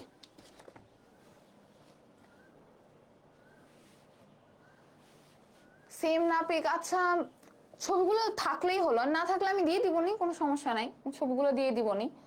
এখানে আমি স্লাইডে যে ছবিগুলো ইউজ করছি সেই ছবিগুলো দিয়ে দিবনি তোমাদেরকে। আচ্ছা, কন্ট্রাক্টাইল এলিমেন্ট আমরা এখন আসি। তাহলে অ্যাক্টিন আর মায়োসিন এই দুইটাই তো আমরা পড়লাম, তাই না? অ্যাক্টিন ফিলামেন্ট আর মায়োসিন ফিলামেন্ট। অ্যাক্টিন ফিলামেন্ট আমরা দেখলাম যে অনেকগুলো জি প্রোটিন মলিকিউল মিলে একটা এফ অ্যাক্টিন ফিলামেন্ট তৈরি করে, এবং এরকম দুইটা এফ অ্যাক্টিন ফিলামেন্ট এরকম ইন্টারটুয়াইন করে একে অপরে দিয়ে এরকম একটা অ্যাক্টিন ফিলামেন্ট তৈরি করে। এখন অ্যাক্টিন ফিলামেন্ট কিন্তু একা একা থাকে না, এর সাথে হচ্ছে ট্রপোনিন ট্রপোমায়োসিন কমপ্লেক্স থাকে, ঠিক আছে। তাহলে এর সাথে কি থাকে, অ্যাক্টিন ফিলামেন্ট যেটা, সেটার সাথে হচ্ছে ট্রপোনিন ট্রপোমায়োসিন কমপ্লেক্স থাকে। এখন ট্রপোনিন ট্রপোমায়োসিন কমপ্লেক্সটা কি? কিছুই না, এটা একটা প্রোটিন কমপ্লেক্স, ঠিক আছে। এর মধ্যে ট্রপোনিন পোরশন একটা আছে, ট্রপোমায়োসিন পোরশন একটা আছে। যেমন এই ছবিটা দেখো, একদম ক্লিয়ার হয়ে যাবে এই ছবিটা দেখলে। এই যে গোল গোল গোল গোল এগুলো দেখছো না, এটা হচ্ছে এই যে খয়েরি কালারের গোল গোল, এই পুরোটা হচ্ছে আমাদের অ্যাক্টিন ফিলামেন্ট। ওকে, এগুলো হচ্ছিল আমাদের এফ অ্যাক্টিনের এক একটা ব্যান্ড, মানে এফ অ্যাক্টিনের এক একটা ব্যান্ড না, এফ অ্যাক্টিনের এক একটা হচ্ছিল চেন, ঠিক আছে। এরকম দুইটা এফ অ্যাক্টিন চেন এরকম ইন্টারটুয়াইন করে অ্যাক্টিন ফিলামেন্ট তৈরি করেছে।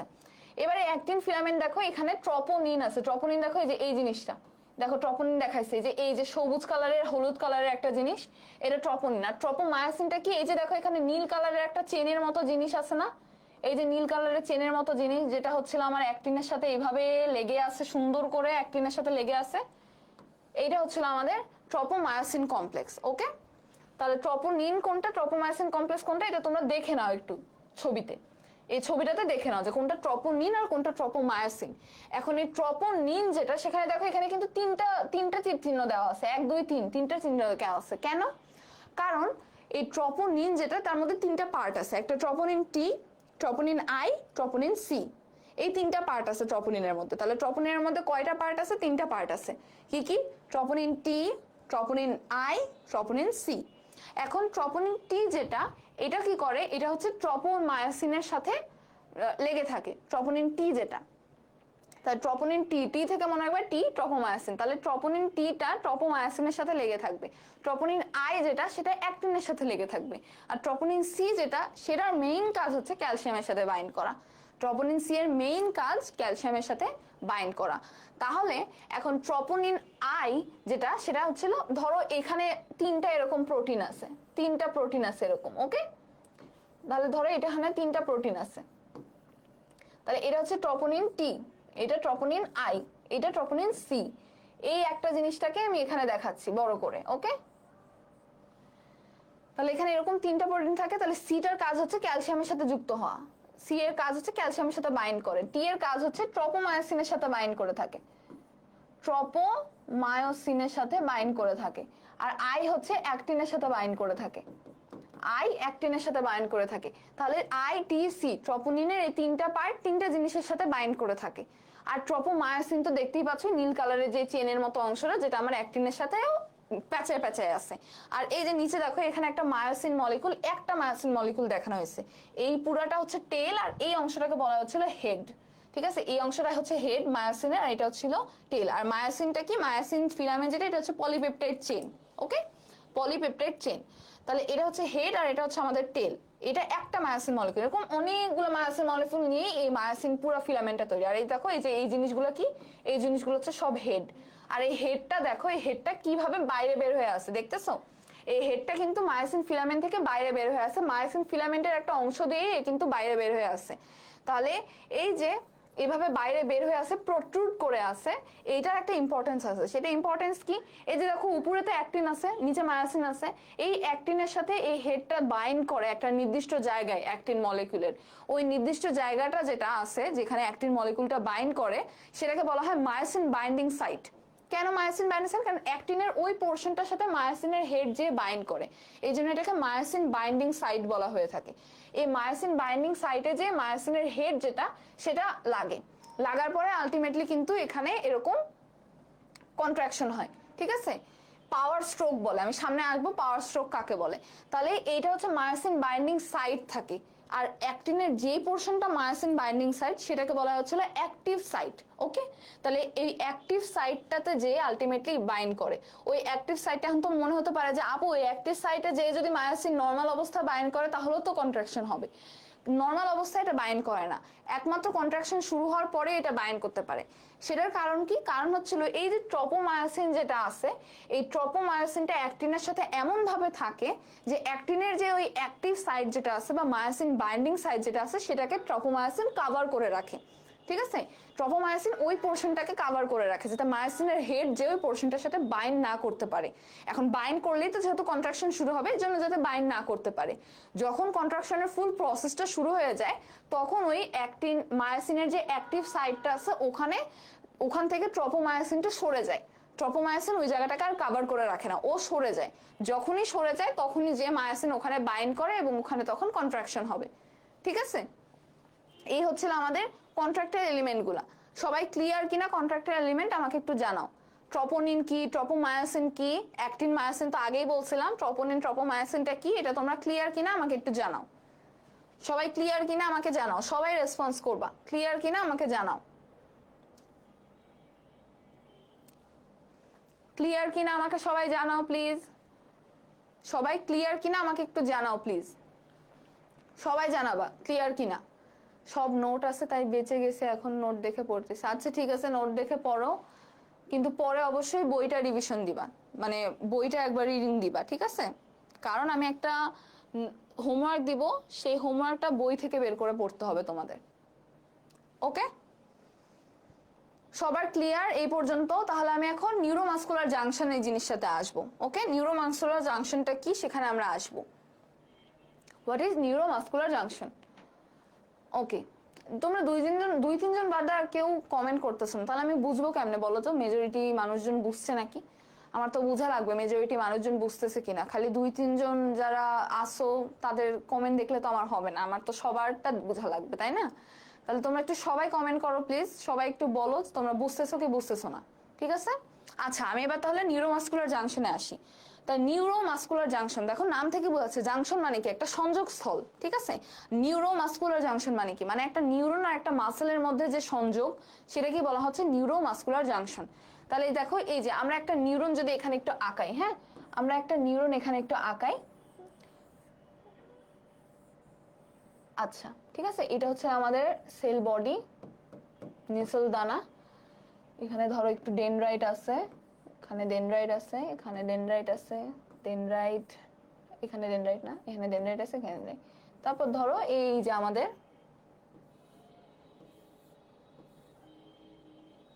ওকে টার্মিনাল, এটা হচ্ছে একজনের টার্মিনাল পোর্শন, এটা বাল্ব, এরকম বাল্বের মতো থাকে একজনের টার্মিনাল পোর্শনে। সো এটা হচ্ছিল আমাদের, এটা হচ্ছে আমাদের এরকম একজন, তাই না। আর এখানে কি থাকবে, এখানে আমার মায়োলিন শীট থাকবে, মায়োলিন শীট থাকবে, আর মাঝে মাঝে কি থাকে, নোড অফ র্যানভিয়ার থাকে, তাই না। তো এই হচ্ছে আমাদের একজন মায়োলিন শীট, মায়োলিন শীট এটা তো অবশ্যই সেল, সোয়ান সেল দিয়ে মায়োলিনেশন হয়। দেন এটা হচ্ছে আমাদের একটা নিউরন, ঠিক আছে। এখন এই পোর্শনটা আসলে কোথায় আছে জানো, এই পোর্শনটা হচ্ছিল এইটা, এই পোর্শনটা আসলে এটা, ঠিক আছে। এই যে দেখো এই পোর্শনটা হচ্ছিল এইটা, এখানে এটা জুম করে দেখাইছে, ঠিক আছে। আর ধরুন এখানে একটা মাসল আছে, এটা একটা মাসল, ওকে এটা একটা মাসল, এটা একটা মাসল। আমি জানি আঁকানো অত ভালো হয় নাই, but you get the point, right. তাহলে এই যে এইখানে এই পোর্শনটাই বড় করে দেখানো আছে, তাহলে এটা হচ্ছে একজনের টার্মিনাল পোর্শনটা, ওকে। তাহলে দেখো এখানে কি একজনের টার্মিনালের মধ্যে এটা হচ্ছে আমাদের প্রি সিনাপটিক মেমব্রেন, এটা হচ্ছে আমাদের postsynaptic membrane. Presynaptic আর পোস্ট সিনাপটিক কেন আসছে, কারণ এই যে ফাঁকা জায়গাটা এটাকে বলা হয় সিনাপটিক ক্লেফট, ঠিক আছে। এই যে একটা নিউরনের সাথে আরেকটা মাসেল, এটা মাসেল মেমব্রেন হতে পারে বা অন্য একটা নিউরন হতে পারে বা যে কোনো কিছু হতে পারে, দুটার মাঝখানে সংযোগের এই জায়গাটাকে বলা হচ্ছে সিন্যাপস, ঠিক আছে। এদিক দিয়ে আমাদের অ্যাকশন পটেনশিয়ালটা ট্রান্সমিটেড হবে। এখন এই সিন্যাপসের আগের অংশটা হচ্ছে প্রিসিন্যাপটিক ভেসিকল, পরেরটা হচ্ছে পোস্ট সিন্যাপটিক মেমব্রেন, ঠিক আছে। প্রিসিন্যাপটিক মেমব্রেন বা ভেসিকল আর পোস্ট সিন্যাপটিক মেমব্রেন এই দুইটা। তাহলে পোস্ট সিন্যাপটিক কেন, কারণ সিন্যাপসের পরবর্তী, প্রি সিন্যাপটিক সিন্যাপসের আগে, এই জন্য। এখন এই যে এই যে একজন, এই একজনের যে টার্মিনাল, এই পোর্শনে দেখো কিছু ক্যালসিয়াম চ্যানেল আছে, ঠিক আছে। এখন এখানে দেখো এখানে কি দেখাচ্ছে, ACH, ACH হচ্ছে অ্যাসিটাইল কোলিন। অ্যাসিটাইল কোলিন কি, অ্যাসিটাইল কোলিন হচ্ছে একটা নিউরো ট্রান্সমিটার, ঠিক আছে। নিউরো ট্রান্সমিটার তোমরা জানো যে নিউরো ট্রান্সমিটার আমাদের কি, নিউরো ট্রান্সমিটার হচ্ছে কিছু ম্যাক্রোমলিকিউলস, এরা হচ্ছিল আমাদের এই যে অ্যাকশন পটেনশিয়াল বা এই যে মাসেল কন্ট্রাকশন যে আছে এইটা করতে হেল্প করে। তোমরা জানো নিউরো ট্রান্সমিটার অনেক ধরনের আছে, সেন্ট্রাল নিউরো ট্রান্সমিটার কিছু আছে, কিছু পেরিফেরাল আছে। পেরিফেরাল নিউরো ট্রান্সমিটার হচ্ছে অ্যাসিটাইলকোলিন। সেন্ট্রাল নিউরো ট্রান্সমিটার মানে যেগুলো ব্রেনের কাজ করে কিছু নিউরো ট্রান্সমিটার আছে, যেমন গাবা, গ্লাইসিন, গ্লুটামেট, ডোপামিন। আর অ্যাসিটাইলকোলিন যেটা, এটা হচ্ছে আমাদের পেরিফেরাল নিউরো ট্রান্সমিটার, ঠিক আছে। এটা হচ্ছে পেরিফেরিতে কাজ করবে, ব্রেনে কাজ করতেছে না সেন্ট্রালি। তাহলে এই যে অ্যাসিটাইলকোলিন আছে, দেখো একজনের ভিতরে কিছু ভেসিকল আছে বা কিছু থলে আছে, এই থলের মধ্যে হচ্ছে আমাদের এই যে অ্যাসিটাইলকোলিন তৈরি হয়েছে, এগুলো হচ্ছে অ্যাসিটাইলকোলিনের থলে। এই অ্যাসিটাইলকোলিনের থলের এখানে এরকম অ্যাসিটাইলকোলিন তৈরি হয়েছে থলের ভিতরে, ঠিক আছে। আর এখানে কিছু মাইটোকন্ড্রিয়া আছে। এখন অ্যাকশন পটেনশিয়ালটা যখন ট্রাভেল করে আসে আর কি, ধরো অ্যাকশন পটেনশিয়াল জেনারেটেড হয়েছে যে কোনো জায়গায়, এখন এই অ্যাকশন পটেনশিয়াল জেনারেটেড হয়ে অবশ্যই অ্যাকশন পটেনশিয়ালটা এক জায়গায় থাকবে না, তাই না। তো অ্যাকশন পটেনশিয়ালটা কি হবে, ওই জায়গা থেকে ছড়াই পড়বে, সব জায়গায় অ্যাকশন পটেনশিয়ালটা ছড়াই পড়বে, ওকে। এই যে অ্যাকশন পটেনশিয়ালটা ছড়াই পড়বে, ওই অ্যাকশন পটেনশিয়ালটা ট্রাভেল করে করে করে করে আস্তে আস্তে তো নিচের দিকে আসলো। আসার পরে এইখানে যখন অ্যাকশন পটেনশিয়াল আসবে, ধরো এদিক দিয়ে অ্যাকশন পটেনশিয়াল আমার আসলো, আসার পরে এখানে অ্যাকশন পটেনশিয়াল আসার পরে এখানে কিছু ভোল্টেজ গেটেড ক্যালসিয়াম চ্যানেল আছে, ঠিক আছে। এই ভোল্টেজ গেটেড ক্যালসিয়াম চ্যানেলগুলো তখন ওপেন হয়ে যায়। Voltage gated calcium channel open হলে কি হবে, তখন বাহির থেকে ক্যালসিয়াম ভিতরের দিকে ঢুকবে, বাহির থেকে ক্যালসিয়াম ভিতরে ঢুকবে বা ক্যালসিয়াম ইনফ্লাক্স হবে, ক্যালসিয়াম ভিতরে ঢুকবে, বাহির থেকে ক্যালসিয়াম ভিতরে ঢুকে ক্যালসিয়াম ভিতরে ইনফ্লাক্স হলো। তাহলে ক্যালসিয়াম ইনফ্লাক্স হওয়ার পরে কি হবে, এই ক্যালসিয়ামকে হেল্প করে, ক্যালসিয়ামের হেল্প নিয়ে এই ভেসিকল গুলা তখন এই যে নিউরাল যে মেমব্রেন বা একজনের যে মেমব্রেন আছে সেই মেমব্রেনের সাথে যে বাইন্ড করবে, বাইন্ড করার পরে কি হবে, এক্সোসাইটোসিস হবে। ওই ভেসিকলটা বার্স্ট হয়ে গেল, ভেসিকলটা মেমব্রেনের সাথে লাগার পরে বার্স্ট হয়ে গেল, বার্স্ট হয়ে যে এদিক দিয়ে কি হবে, অ্যাসিটাইলকোলিন বা নিউরোট্রান্সমিটারটা বের হয়ে আসবে, ঠিক আছে। কিভাবে, এক্সোসাইটোসিস। তোমাদের মনে আছে কিনা জানি না, ট্রান্সপোর্ট প্রসেসের একদম শুরুতে আমি বলেছিলাম যে ম্যাক্রোমলিকুলসের ট্রান্সপোর্ট প্রসেস দুইটা, এক্সোসাইটোসিস আর এন্ডোসাইটোসিস। এই এক্সোসাইটোসিসের মাধ্যমে এই যে নিউরোট্রান্সমিটারটা বের হয়ে আসলো। এখন এই নিউরোট্রান্সমিটার বের হয়ে আসবে যে অ্যাসিটাইলকোলিন, এই বের হয়ে আসার পরে যে দেখো এই যে পোস্ট সিনাপটিক যে মেমব্রেন আছে এখানে অ্যাসিটাইলকোলিনের জন্য কিছু রিসেপ্টর আছে। রিসেপ্টর কি, এই অ্যাসিটাইলকোলিন ওই রিসেপ্টর বা ওটার সাথে যে বাইন্ড করার পরে আলটিমেটলি সম্পূর্ণ কাজটা শুরু হবে আর কি। এই অ্যাসিটাইলকোলিন, এই যে লাল লাল গুলো দেখছো এগুলো সব অ্যাসিটাইলকোলিন রিসেপ্টর। এই অ্যাসিটাইলকোলিন রিসেপ্টর গুলোর সাথে যখন বাইন্ড করবে তখনই আলটিমেটলি আমার এই কন্ট্রাকশনটা শুরু হবে, ঠিক আছে? তাহলে এখন আমরা কন্ট্রাকশনটা পড়ি। এখানে দেখতেছো তো এটা একটা মাসল মেমব্রেন, ঠিক আছে? এই যে দেখো, এই যে নিচে দেখো এই যে মায়োফিব্রিল, এই যে দেখো actin filament, myosin, actin myosin এখানে দেখানো হয়েছে। কারণ আলটিমেটলি অ্যাকশন পটেনশিয়ালটা এদিক দিয়ে যখন আসবে তখন তো এদিক দিয়েই আর কি যাবে আর কি, কন্ট্রাকশনটা যে শুরু হবে এদিক দিয়ে কিন্তু যাবে, ঠিক আছে? এখন আমরা মাসল কন্ট্রাকশনটা একটু দেখি, যে মাসল কন্ট্রাকশন ওই একই কথা, আমি যে এখন এতক্ষণ ধরে আমি যেটা বললাম ওই একই কথা। It all starts when an action potential reaches the motor end plate। এখন মোটর এন্ড প্লেটটা কি, ওই যে নিউরোমাসকুলার জাংশন আমি যেটা বললাম ওটাই হচ্ছে মোটর এন্ড প্লেট, ঠিক আছে? End plate, motor end plate, motor neuron যেটা ওটার এন্ড প্লেট মানে ওটার লাস্টের অংশটা আর কি, যেখানে যে মাসেলের সাথে জাংশন হয়েছে ওটাই মোটর এন্ড প্লেট। তাহলে এইখানে দেখো যে অ্যাকশন পটেনশিয়ালটা ট্রাভেল করে আসলো, অ্যাকশন পটেনশিয়াল ট্রাভেল করে আসলো, আসার পরে এইখানে এসে অ্যাকশন পটেনশিয়ালটা যখন আসলো তখন আমরা দেখলাম যে এখানে ক্যালসিয়াম ইনফ্লাক্স হলো। ক্যালসিয়াম ইনফ্লাক্স হয়ে এই নিউরোট্রান্সমিটারটা কি হলো, বাইরে এক্সোসাইটোসিসের মাধ্যমে বের হয়ে আসলো। দেন এই নিউরোট্রান্সমিটার এখানে যে অ্যাসিটাইলকোলিন কিছু রিসেপ্টর আছে ওর জন্য পোস্ট সিনাপটিক মেমব্রেনে ওই রিসেপ্টরের সাথে বাইন্ড করলো। এখন এই অ্যাসিটাইলকোলিন রিসেপ্টরের সাথে অ্যাসিটাইলকোলিন যখন বাইন্ড করবে তখন এখানে একটা পটেনশিয়াল তৈরি হবে, এটাকে বলা হয় এন্ড প্লেট পটেনশিয়াল, ঠিক আছে? এটাকে কি বলা হয়, end plate potential. End plate potential, end plate কেন বলা হচ্ছে, কারণ এই যে মোটর এন্ড প্লেটে এটা তৈরি হয়েছে এই জন্য এন্ড প্লেট পটেনশিয়াল বলা হয়। এখন এই এন্ড প্লেট পটেনশিয়ালের যে ক্রাইটেরিয়া সেটা হচ্ছিল যে এই জায়গাটায় ধরো এন্ড প্লেট পটেনশিয়াল তৈরি হয়েছে, হ্যাঁ, কেমনে তৈরি হবে, ওই যে অ্যাসিটাইলকোলিন রিসেপ্টরের সাথে যখন অ্যাসিটাইলকোলিন বাইন্ড করলো তখন ওখানে কিছু ligand gated sodium potassium channel আছে। এখন লিগ্যান্ড গেটেড কেন বলছে, কারণ এই যে অ্যাসিটাইলকোলিন এটা একটা লিগ্যান্ড বলতে পারো তুমি, ঠিক আছে? এই অ্যাসিটাইলকোলিন লিগ্যান্ডটা যখন ওখানে এসে বাইন্ড করতেছে, এই লিগ্যান্ডটা বাইন্ড করার কারণে ওখানে সোডিয়াম পটাশিয়াম চ্যানেল ওপেন হয়ে যাচ্ছে। ওটা আমরা যেমন বললাম ভোল্টেজের প্রতি সাসেপ্টেবল ছিল ভোল্টেজ গেটেড চ্যানেলগুলা, বাট এখানে এরা হচ্ছে লিগ্যান্ডের প্রতি সাসেপ্টেবল বা লিগ্যান্ডের প্রতি দুর্বল। তাই লিগ্যান্ড যখন এখানে চলে আসছে তখন এই লিগ্যান্ড গেটেড আয়ন চ্যানেলগুলো ওপেন হয়ে যাচ্ছে। ওকে, এই লিগ্যান্ড গেটেড আয়ন চ্যানেলগুলো যখন ওপেন হবে, সোডিয়াম পটাশিয়াম আয়ন চ্যানেল যেগুলো লিগ্যান্ড গেটেড এগুলো হচ্ছে ওপেন হচ্ছে। তাহলে এই লিগ্যান্ড গেটেড আয়ন চ্যানেলগুলো যখন ওপেন হচ্ছে তখন এইখানে একটা পটেনশিয়াল তৈরি হচ্ছে, যে সোডিয়াম ইনফ্লাক্স আর পটাশিয়াম ইফ্লাক্স এর মাধ্যমে ওই লোকালি একটা পটেনশিয়াল তৈরি হচ্ছে। লোকালি ওই যে পটেনশিয়ালটা তৈরি হচ্ছে এটাই হচ্ছে এন্ড প্লেট পটেনশিয়াল। এবং নির্দিষ্ট পরিমাণ এন্ড প্লেট পটেনশিয়াল যদি তৈরি হয়, ধরো অ্যাসিটাইলকোলিন অনেক বেশি পরিমাণে আসছে, এখন অ্যাসিটাইলকোলিন এত বেশি পরিমাণে আসছে যে অনেক বেশি পরিমাণে ওখানে লোকাল পটেনশিয়াল তৈরি হয়েছে। এখন এই লোকাল পটেনশিয়ালটা দেখা যাবে যে এত বেশি পরিমাণে তৈরি হয়েছে যে ওটা আলটিমেটলি অ্যাকশন পটেনশিয়ালে কনভার্ট হয়ে গেল, ওইখানে ওটা অ্যাকশন পটেনশিয়ালে কনভার্ট হয়ে গেল এবং এটা বিস্তরভাবে এভাবে ছড়াই গেল পুরা মেমব্রেন জুড়ে। এই এন্ড প্লেট পটেনশিয়াল থেকে কিন্তু ওখানে এরকম একটা লোকাল মানে অ্যাকশন পটেনশিয়াল জেনারেটেড হয়ে গেল। একদম যদি অনেক বেশি পরিমাণে ধরো অ্যাসিটাইলকোলিন আসছে এবং অনেক বেশি পরিমাণে অ্যাসিটাইলকোলিন রিসেপ্টরের সাথে বাইন্ড করছে, তখন এটা হয়ে গেল হচ্ছিল আমার এন্ড প্লেট পটেনশিয়াল থেকে আলটিমেটলি অ্যাকশন পটেনশিয়াল হয়ে গেল। তোমরা কি বুঝতেছো? তোমাদের মানুষজন এত কমে গেছে কেন তোমাদের?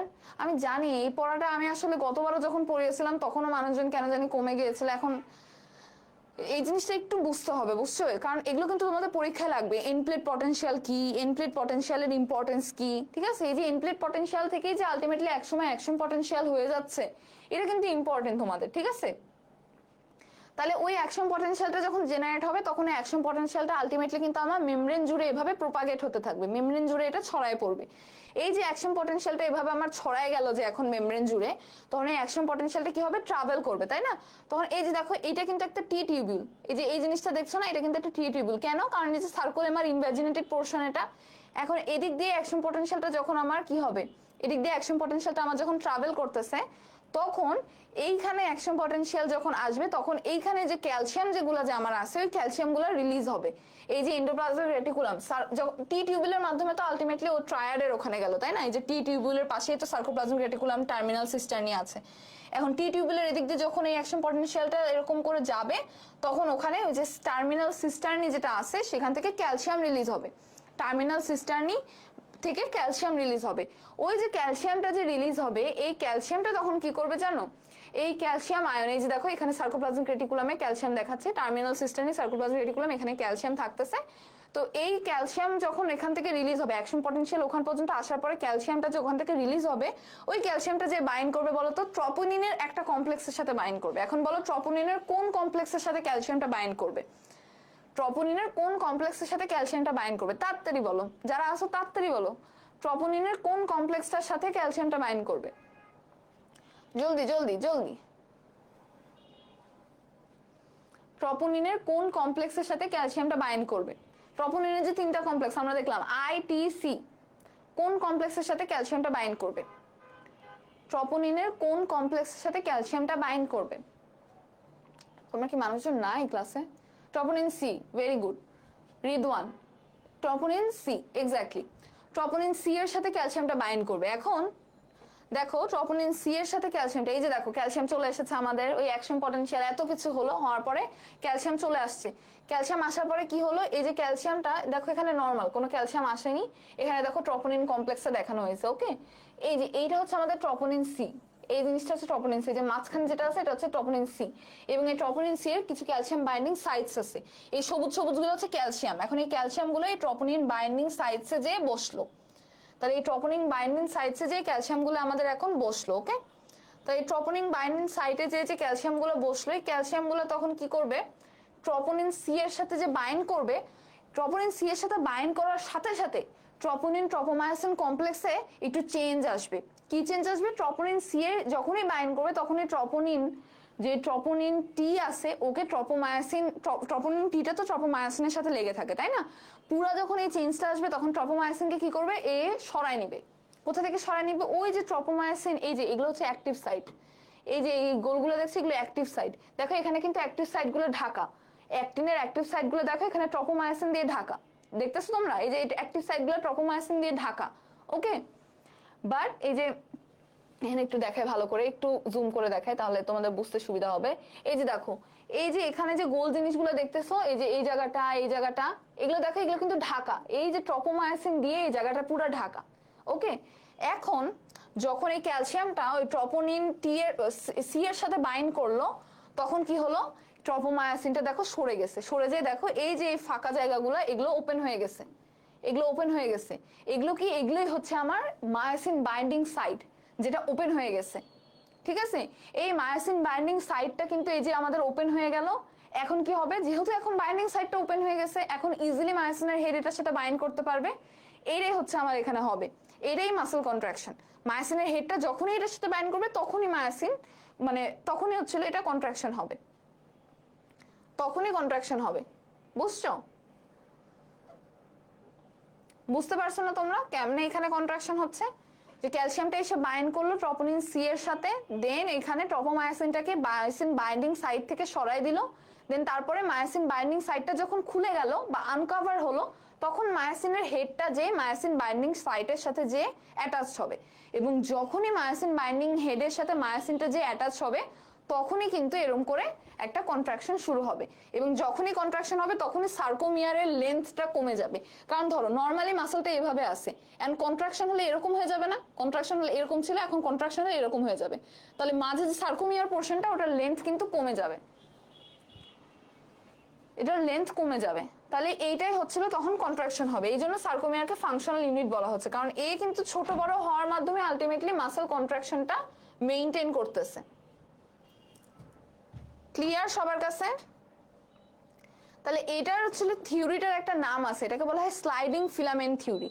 কেন, কারণ মাসল কন্ট্রাকশন হলে মাসল ফাইবার যেটা সেটা কন্ট্রাক্টেড হয়, মাসল ফাইবারের সাইজটা কমে যায়, বাট ফিলামেন্ট যেগুলো আছে অ্যাক্টিন আর মায়োসিন ফিলামেন্ট, এই অ্যাক্টিন মায়োসিন ফিলামেন্টগুলো কিন্তু একটার উপর আরেকটা চলে আসে বা স্লাইড করে, অ্যাক্টিন আর মায়োসিন ফিলামেন্টে একটার উপর আরেকটা চলে আসে। যেমন দেখো এই যে এখানে অ্যাক্টিন আর এটা মায়োসিন, এটা নর্মাল অবস্থায় আসে, বা যখন কন্ট্রাক্ট করলো তখন ধরো অ্যাক্টিনটা মায়োসিনের উপরে স্লাইড করে চলে আসলো, এই জন্য এটাকে স্লাইডিং ফিলামেন্ট বলা হচ্ছে, কারণ একটা ফিলামেন্টের উপর আরেকটা ফিলামেন্ট স্লাইড করছে যখন কন্ট্রাকশন হচ্ছে, একটা ফিলামেন্টে আরেকটা ফিলামেন্টের উপর স্লাইড করছে যখন কন্ট্রাকশন হচ্ছে, তাহলে এটাই হচ্ছে স্লাইডিং ফিলামেন্ট থিওরি। ঠিক আছে, এটা হচ্ছে, তাহলে আমরা একদম প্রথম থেকে আসি, তাহলে কি হলো দেখো, প্রথম থেকে আমরা যদি বলি তাহলে অ্যাকশন পটেনশিয়ালটা আসলো, ঠিক আছে, অ্যাকশন পটেনশিয়ালটা নার্ভ টার্মিনালে আসলো, যখনই অ্যাকশন পটেনশিয়ালটা নার্ভ টার্মিনালে আসলো, একজন টার্মিনালে আসলো, তখন ওখানে ক্যালসিয়াম গেটেড চ্যানেলগুলো যে একজনে আছে সেগুলো ওপেন হলো, হওয়ার পরে ক্যালসিয়ামটা ভিতরে ঢুকলো, একজন টার্মিনালের ভিতরে ঢুকলো, ঢুকে একজনের ভিতরে যে কিছু ভেসিকল আছে, নিউরোট্রান্সমিটার আলা ভেসিকল কিছু আছে, ওই ভেসিকল গুলা তখন কি হবে, নিউরাল মেমব্রেনের সাথে যে ফিউজড হয়ে ওই নিউরোট্রান্সমিটারটা এক্সোসাইটোসিসের মাধ্যমে বাইরে বের হয়ে আসবে। আর নিউরোট্রান্সমিটার যেটা অ্যাসিটাইলকোলিন এখানে মাসল কন্ট্রাকশন হেল্প করে, এই নিউরোট্রান্সমিটারটা যখন এক্সোসাইটোসিসের মাধ্যমে বাইরে বের হয়ে আসলো, তখন ওই অ্যাসিটাইলকোলিন রিসেপ্টর কিছু থাকে পোস্ট সিনাপটিক মেমব্রেন বা মাসল মেমব্রেনের ওখানে, ওই অ্যাসিটাইলকোলিন রিসেপ্টরের সাথে যে অ্যাসিটাইলকোলিন বাইন্ড করবে। এখন অ্যাসিটাইলকোলিন রিসেপ্টরের সাথে বাইন্ড করার পরে লোকালি ওখানে একটা পটেনশিয়াল তৈরি হবে, যেটাকে বলা হয় এন্ড প্লেট পটেনশিয়াল। কেন? কারণ ওখানে কিছু লিগ্যান্ড গেটেড আয়ন চ্যানেল আছে বা ligand gated sodium potassium channel আছে। যখনই অ্যাসিটাইলকোলিন রিসেপ্টরের সাথে বাইন্ড করে, তখনই ওখানে লিগ্যান্ড গেটেড সোডিয়াম পটাশিয়াম চ্যানেলগুলো ওপেন হয়ে যায়, যার কারণে লোকালি ওই জায়গায় একটা এন্ড প্লেট পটেনশিয়াল তৈরি হয়। এবং এই এন্ড প্লেট পটেনশিয়ালের যদি রেঞ্জ অনেক বেশি হয়, তাহলে এটা তখন একটা অ্যাকশন পটেনশিয়ালে কনভার্ট হয়ে গেল। এখন এই অ্যাকশন পটেনশিয়ালে কনভার্ট হওয়ার পর অ্যাকশন পটেনশিয়ালটা কি হবে, মেমব্রেন বরাবর, মেমব্রেন জুড়ে এটা প্রোপাগেটেড হবে বা মেমব্রেন জুড়ে এটা সোজা কথা ছড়ায় পড়বে। এখন যখন এটা মাসল মেমব্রেন জুড়ে এটা ছড়ায় পড়বে, তখন মাসল মেমব্রেন দিয়ে যখন যাবে, তখন মাসল মেমব্রেনের যে ইনভাজিনেটেড পোর্শন টি টিউবুল, ওদিক দিয়েও অ্যাকশন পটেনশিয়ালটা ট্রাভেল করবে। টি টিউবুল দিয়ে ট্রাভেল করা মানে ওটার পাশে যে টার্মিনাল সিস্টার্নি আছে ওখানেও যাওয়া, ওখানে যখন অ্যাকশন পটেনশিয়াল পৌঁছায়, তখন ওখান থেকে ক্যালসিয়ামটা রিলিজ হয়। দেন এই ক্যালসিয়ামটা ট্রপোনিন সি যেটা আছে সেই ট্রপোনিন সি এর সাথে বাইন্ড করে, এন্ড যখনই ট্রপোনিন সি এর সাথে বাইন্ড হবে, তখনই ট্রপোমায়োসিনটা কি করবে, এই অ্যাক্টিনের যে মায়োসিন বাইন্ডিং সাইটগুলো আছে সেই সাইটটাকে আনকভার করবে। ও তো নর্মালি ওটাকে কভার করে রাখে, তখন ওটাকে আনকভার করবে। আনকভার করলে তখন ওইখানে যে মায়োসিনের হেডটা যে ওই সাইটে যে বাইন্ড করবে, আর মায়োসিনের হেডটা যে যখনই বাইন্ড করবে, তখনই হচ্ছিল এটা, তখনই কি হবে, কন্ট্রাকশন শুরু হবে। আর কন্ট্রাকশন যখনই হবে, নর্মাল অবস্থায় যখন দেখো, নর্মাল অবস্থায় এরকম আছে, যখন কন্ট্রাকশন হবে তখন এই যে একটা ফিলামেন্টের উপর আরেকটা ফিলামেন্ট স্লাইড করে আসলো, কারণ মায়োসিনের হেডটা যে ওর সাথে বাইন্ড করে যখন ওটাকে টেনে আনবে এভাবে, তখন কি হবে, অ্যাক্টিন ফিলামেন্টটা মায়োসিনের উপরে স্লাইড করে এভাবে চলে আসবে, এরকম করে চলে আসবে। তখন এই মাঝখানের লেন্থটা কিন্তু ছোট হয়ে গেল। ধরো এতটুকু অংশ ছিল, সার্কোমিয়ার ছিল এতটুকু অংশ ধরে নাও, এখন যখন এরা এরকম করে কাছে চলে আসলো, তখন সার্কোমিয়ারের অংশটা কিন্তু আরো কমে যাবে বা ছোট হয়ে যাবে। এই সার্কোমিয়ারের লেন্থটা কিন্তু তখন ছোট হয়ে গেল। তাহলে এই লেন্থটা ছোট হলো, লেন্থটা ছোট হওয়ার কারণে কিন্তু মাসলটা কি হলো, কন্ট্রাক্ট হওয়ার পরেই লেন্থটা ছোট হয়ে গেল, এই জন্য সার্কোমিয়ারকে কিন্তু ফাংশনাল ইউনিট বলা হয়ে থাকে। এখানে একদম সিম্পলেস্ট একটা ছবি দেওয়া আছে, দেখো যে এটা হচ্ছিল আমাদের অ্যাক্টিন, এই অ্যাক্টিনের এখানে কিছু অ্যাক্টিভ সাইট আছে, এই যে কালোগুলোকে অ্যাক্টিভ সাইট বলা হচ্ছে বা মায়োসিন বাইন্ডিং সাইট। তাহলে এইখানে যখন এই অ্যাকশন পটেনশিয়ালটা আসার পরে, এখানে মায়োসিনের হেডটা যে মায়োসিন বাইন্ডিং সাইটে যে বাইন্ড করলো, করার পরে একটা পাওয়ার স্ট্রোক দিবে, ঠিক আছে, মানে এইদিকে এরকম করে টানবে, অ্যাক্টিনকে এভাবে টান দিবে। তাহলে অ্যাক্টিনকে এভাবে টান দিলে কি হবে, অ্যাক্টিনটা এদিকে সরে আসবে, আবার মায়োসিনও তো এদিকে সরে আসতেছেই। তাহলে একটা ফিলামেন্ট আরেকটা ফিলামেন্টের উপরে এভাবে স্লাইড করলো, আর এই যে এভাবে ধরে যে টান দিল, যে মায়োসিন এটার সাথে যে বাইন্ড করলো, বাইন্ড করার পরে কি হবে, এরকম করে একটা পাওয়ার স্ট্রোক দিবে, এরকম করে একটা পাওয়ার স্ট্রোক দিবে। এই পাওয়ার স্ট্রোকটা দেওয়ার কারণে কি হবে, অ্যাক্টিনটাও এদিকে সরে আসবে, মায়োসিন তো আসতেছেই। তাই দেখো অ্যাক্টিন আর মায়োসিন কিন্তু একসাথে হাঁটতেছে, তাই না? মনে হবে দেখেছে অ্যাক্টিন মুভমেন্টটা এদিকে হবে অবশ্যই, কারণ এদিক থেকে টান দিচ্ছে, তাহলে মুভমেন্টটা এদিকে হবে। তাহলে এই যে দেখো ওয়াক অ্যালং থিওরি কেন বলছে, ওয়াক অ্যালং মানে কি, একসাথে হাঁটা। তাহলে এখানে অ্যাক্টিন আর মায়োসিন দুইটা কিন্তু একসাথে হাঁটতেছে, অ্যাক্টিন আর মায়োসিন এখানে একসাথে হাঁটতেছে, এই জন্য এটাকে ওয়াক অ্যালং থিওরি বলা হচ্ছে, ঠিক আছে। এটা একটা হাইপোথিসিস, আসলে এটার মানে এটার প্রেক্ষিতে যে খুব একদম এভিডেন্সিয়াল প্রুফ আছে এরকম না, বা এটা একটা মানে একদম স্ট্যাবলিশড কোনো থিওরি না, এটা একটা হাইপোথিসিস। ওকে, এটা ক্লিয়ার? তাহলে এটাকে স্লাইডিং ফিলামেন্ট থিওরি বা ওয়াক অ্যালং থিওরিও বলা হয়ে থাকে। এবং একটা পরীক্ষায় কোশ্চেন আসতে পারে যে state the molecular mechanism of muscle contraction, এরকম আসতে পারে যে what is the molecular mechanism of muscle contraction, তখন তুমি বলবো ওয়াক অ্যালং থিওরি বা স্লাইডিং ফিলামেন্ট থিওরি। এটাই তোমাকে একদম শুরু থেকে বলতে হবে, ঠিক আছে, এটা একদম শুরু থেকে বলতে হবে। লেন্থ কমাটা আমি বললাম না যে লেন্থ কমলো কিভাবে, ধরো মানে ধরো এভাবে, এখানে ধরো যে এই যে এখানে অ্যাক্টিন মায়োসিন এভাবে আছে, এখন এরা নর্মালি রিল্যাক্সড অবস্থায় আছে, যখন মানে এই পোর্শনটার কথাই চিন্তা করো, এই পোর্শনটা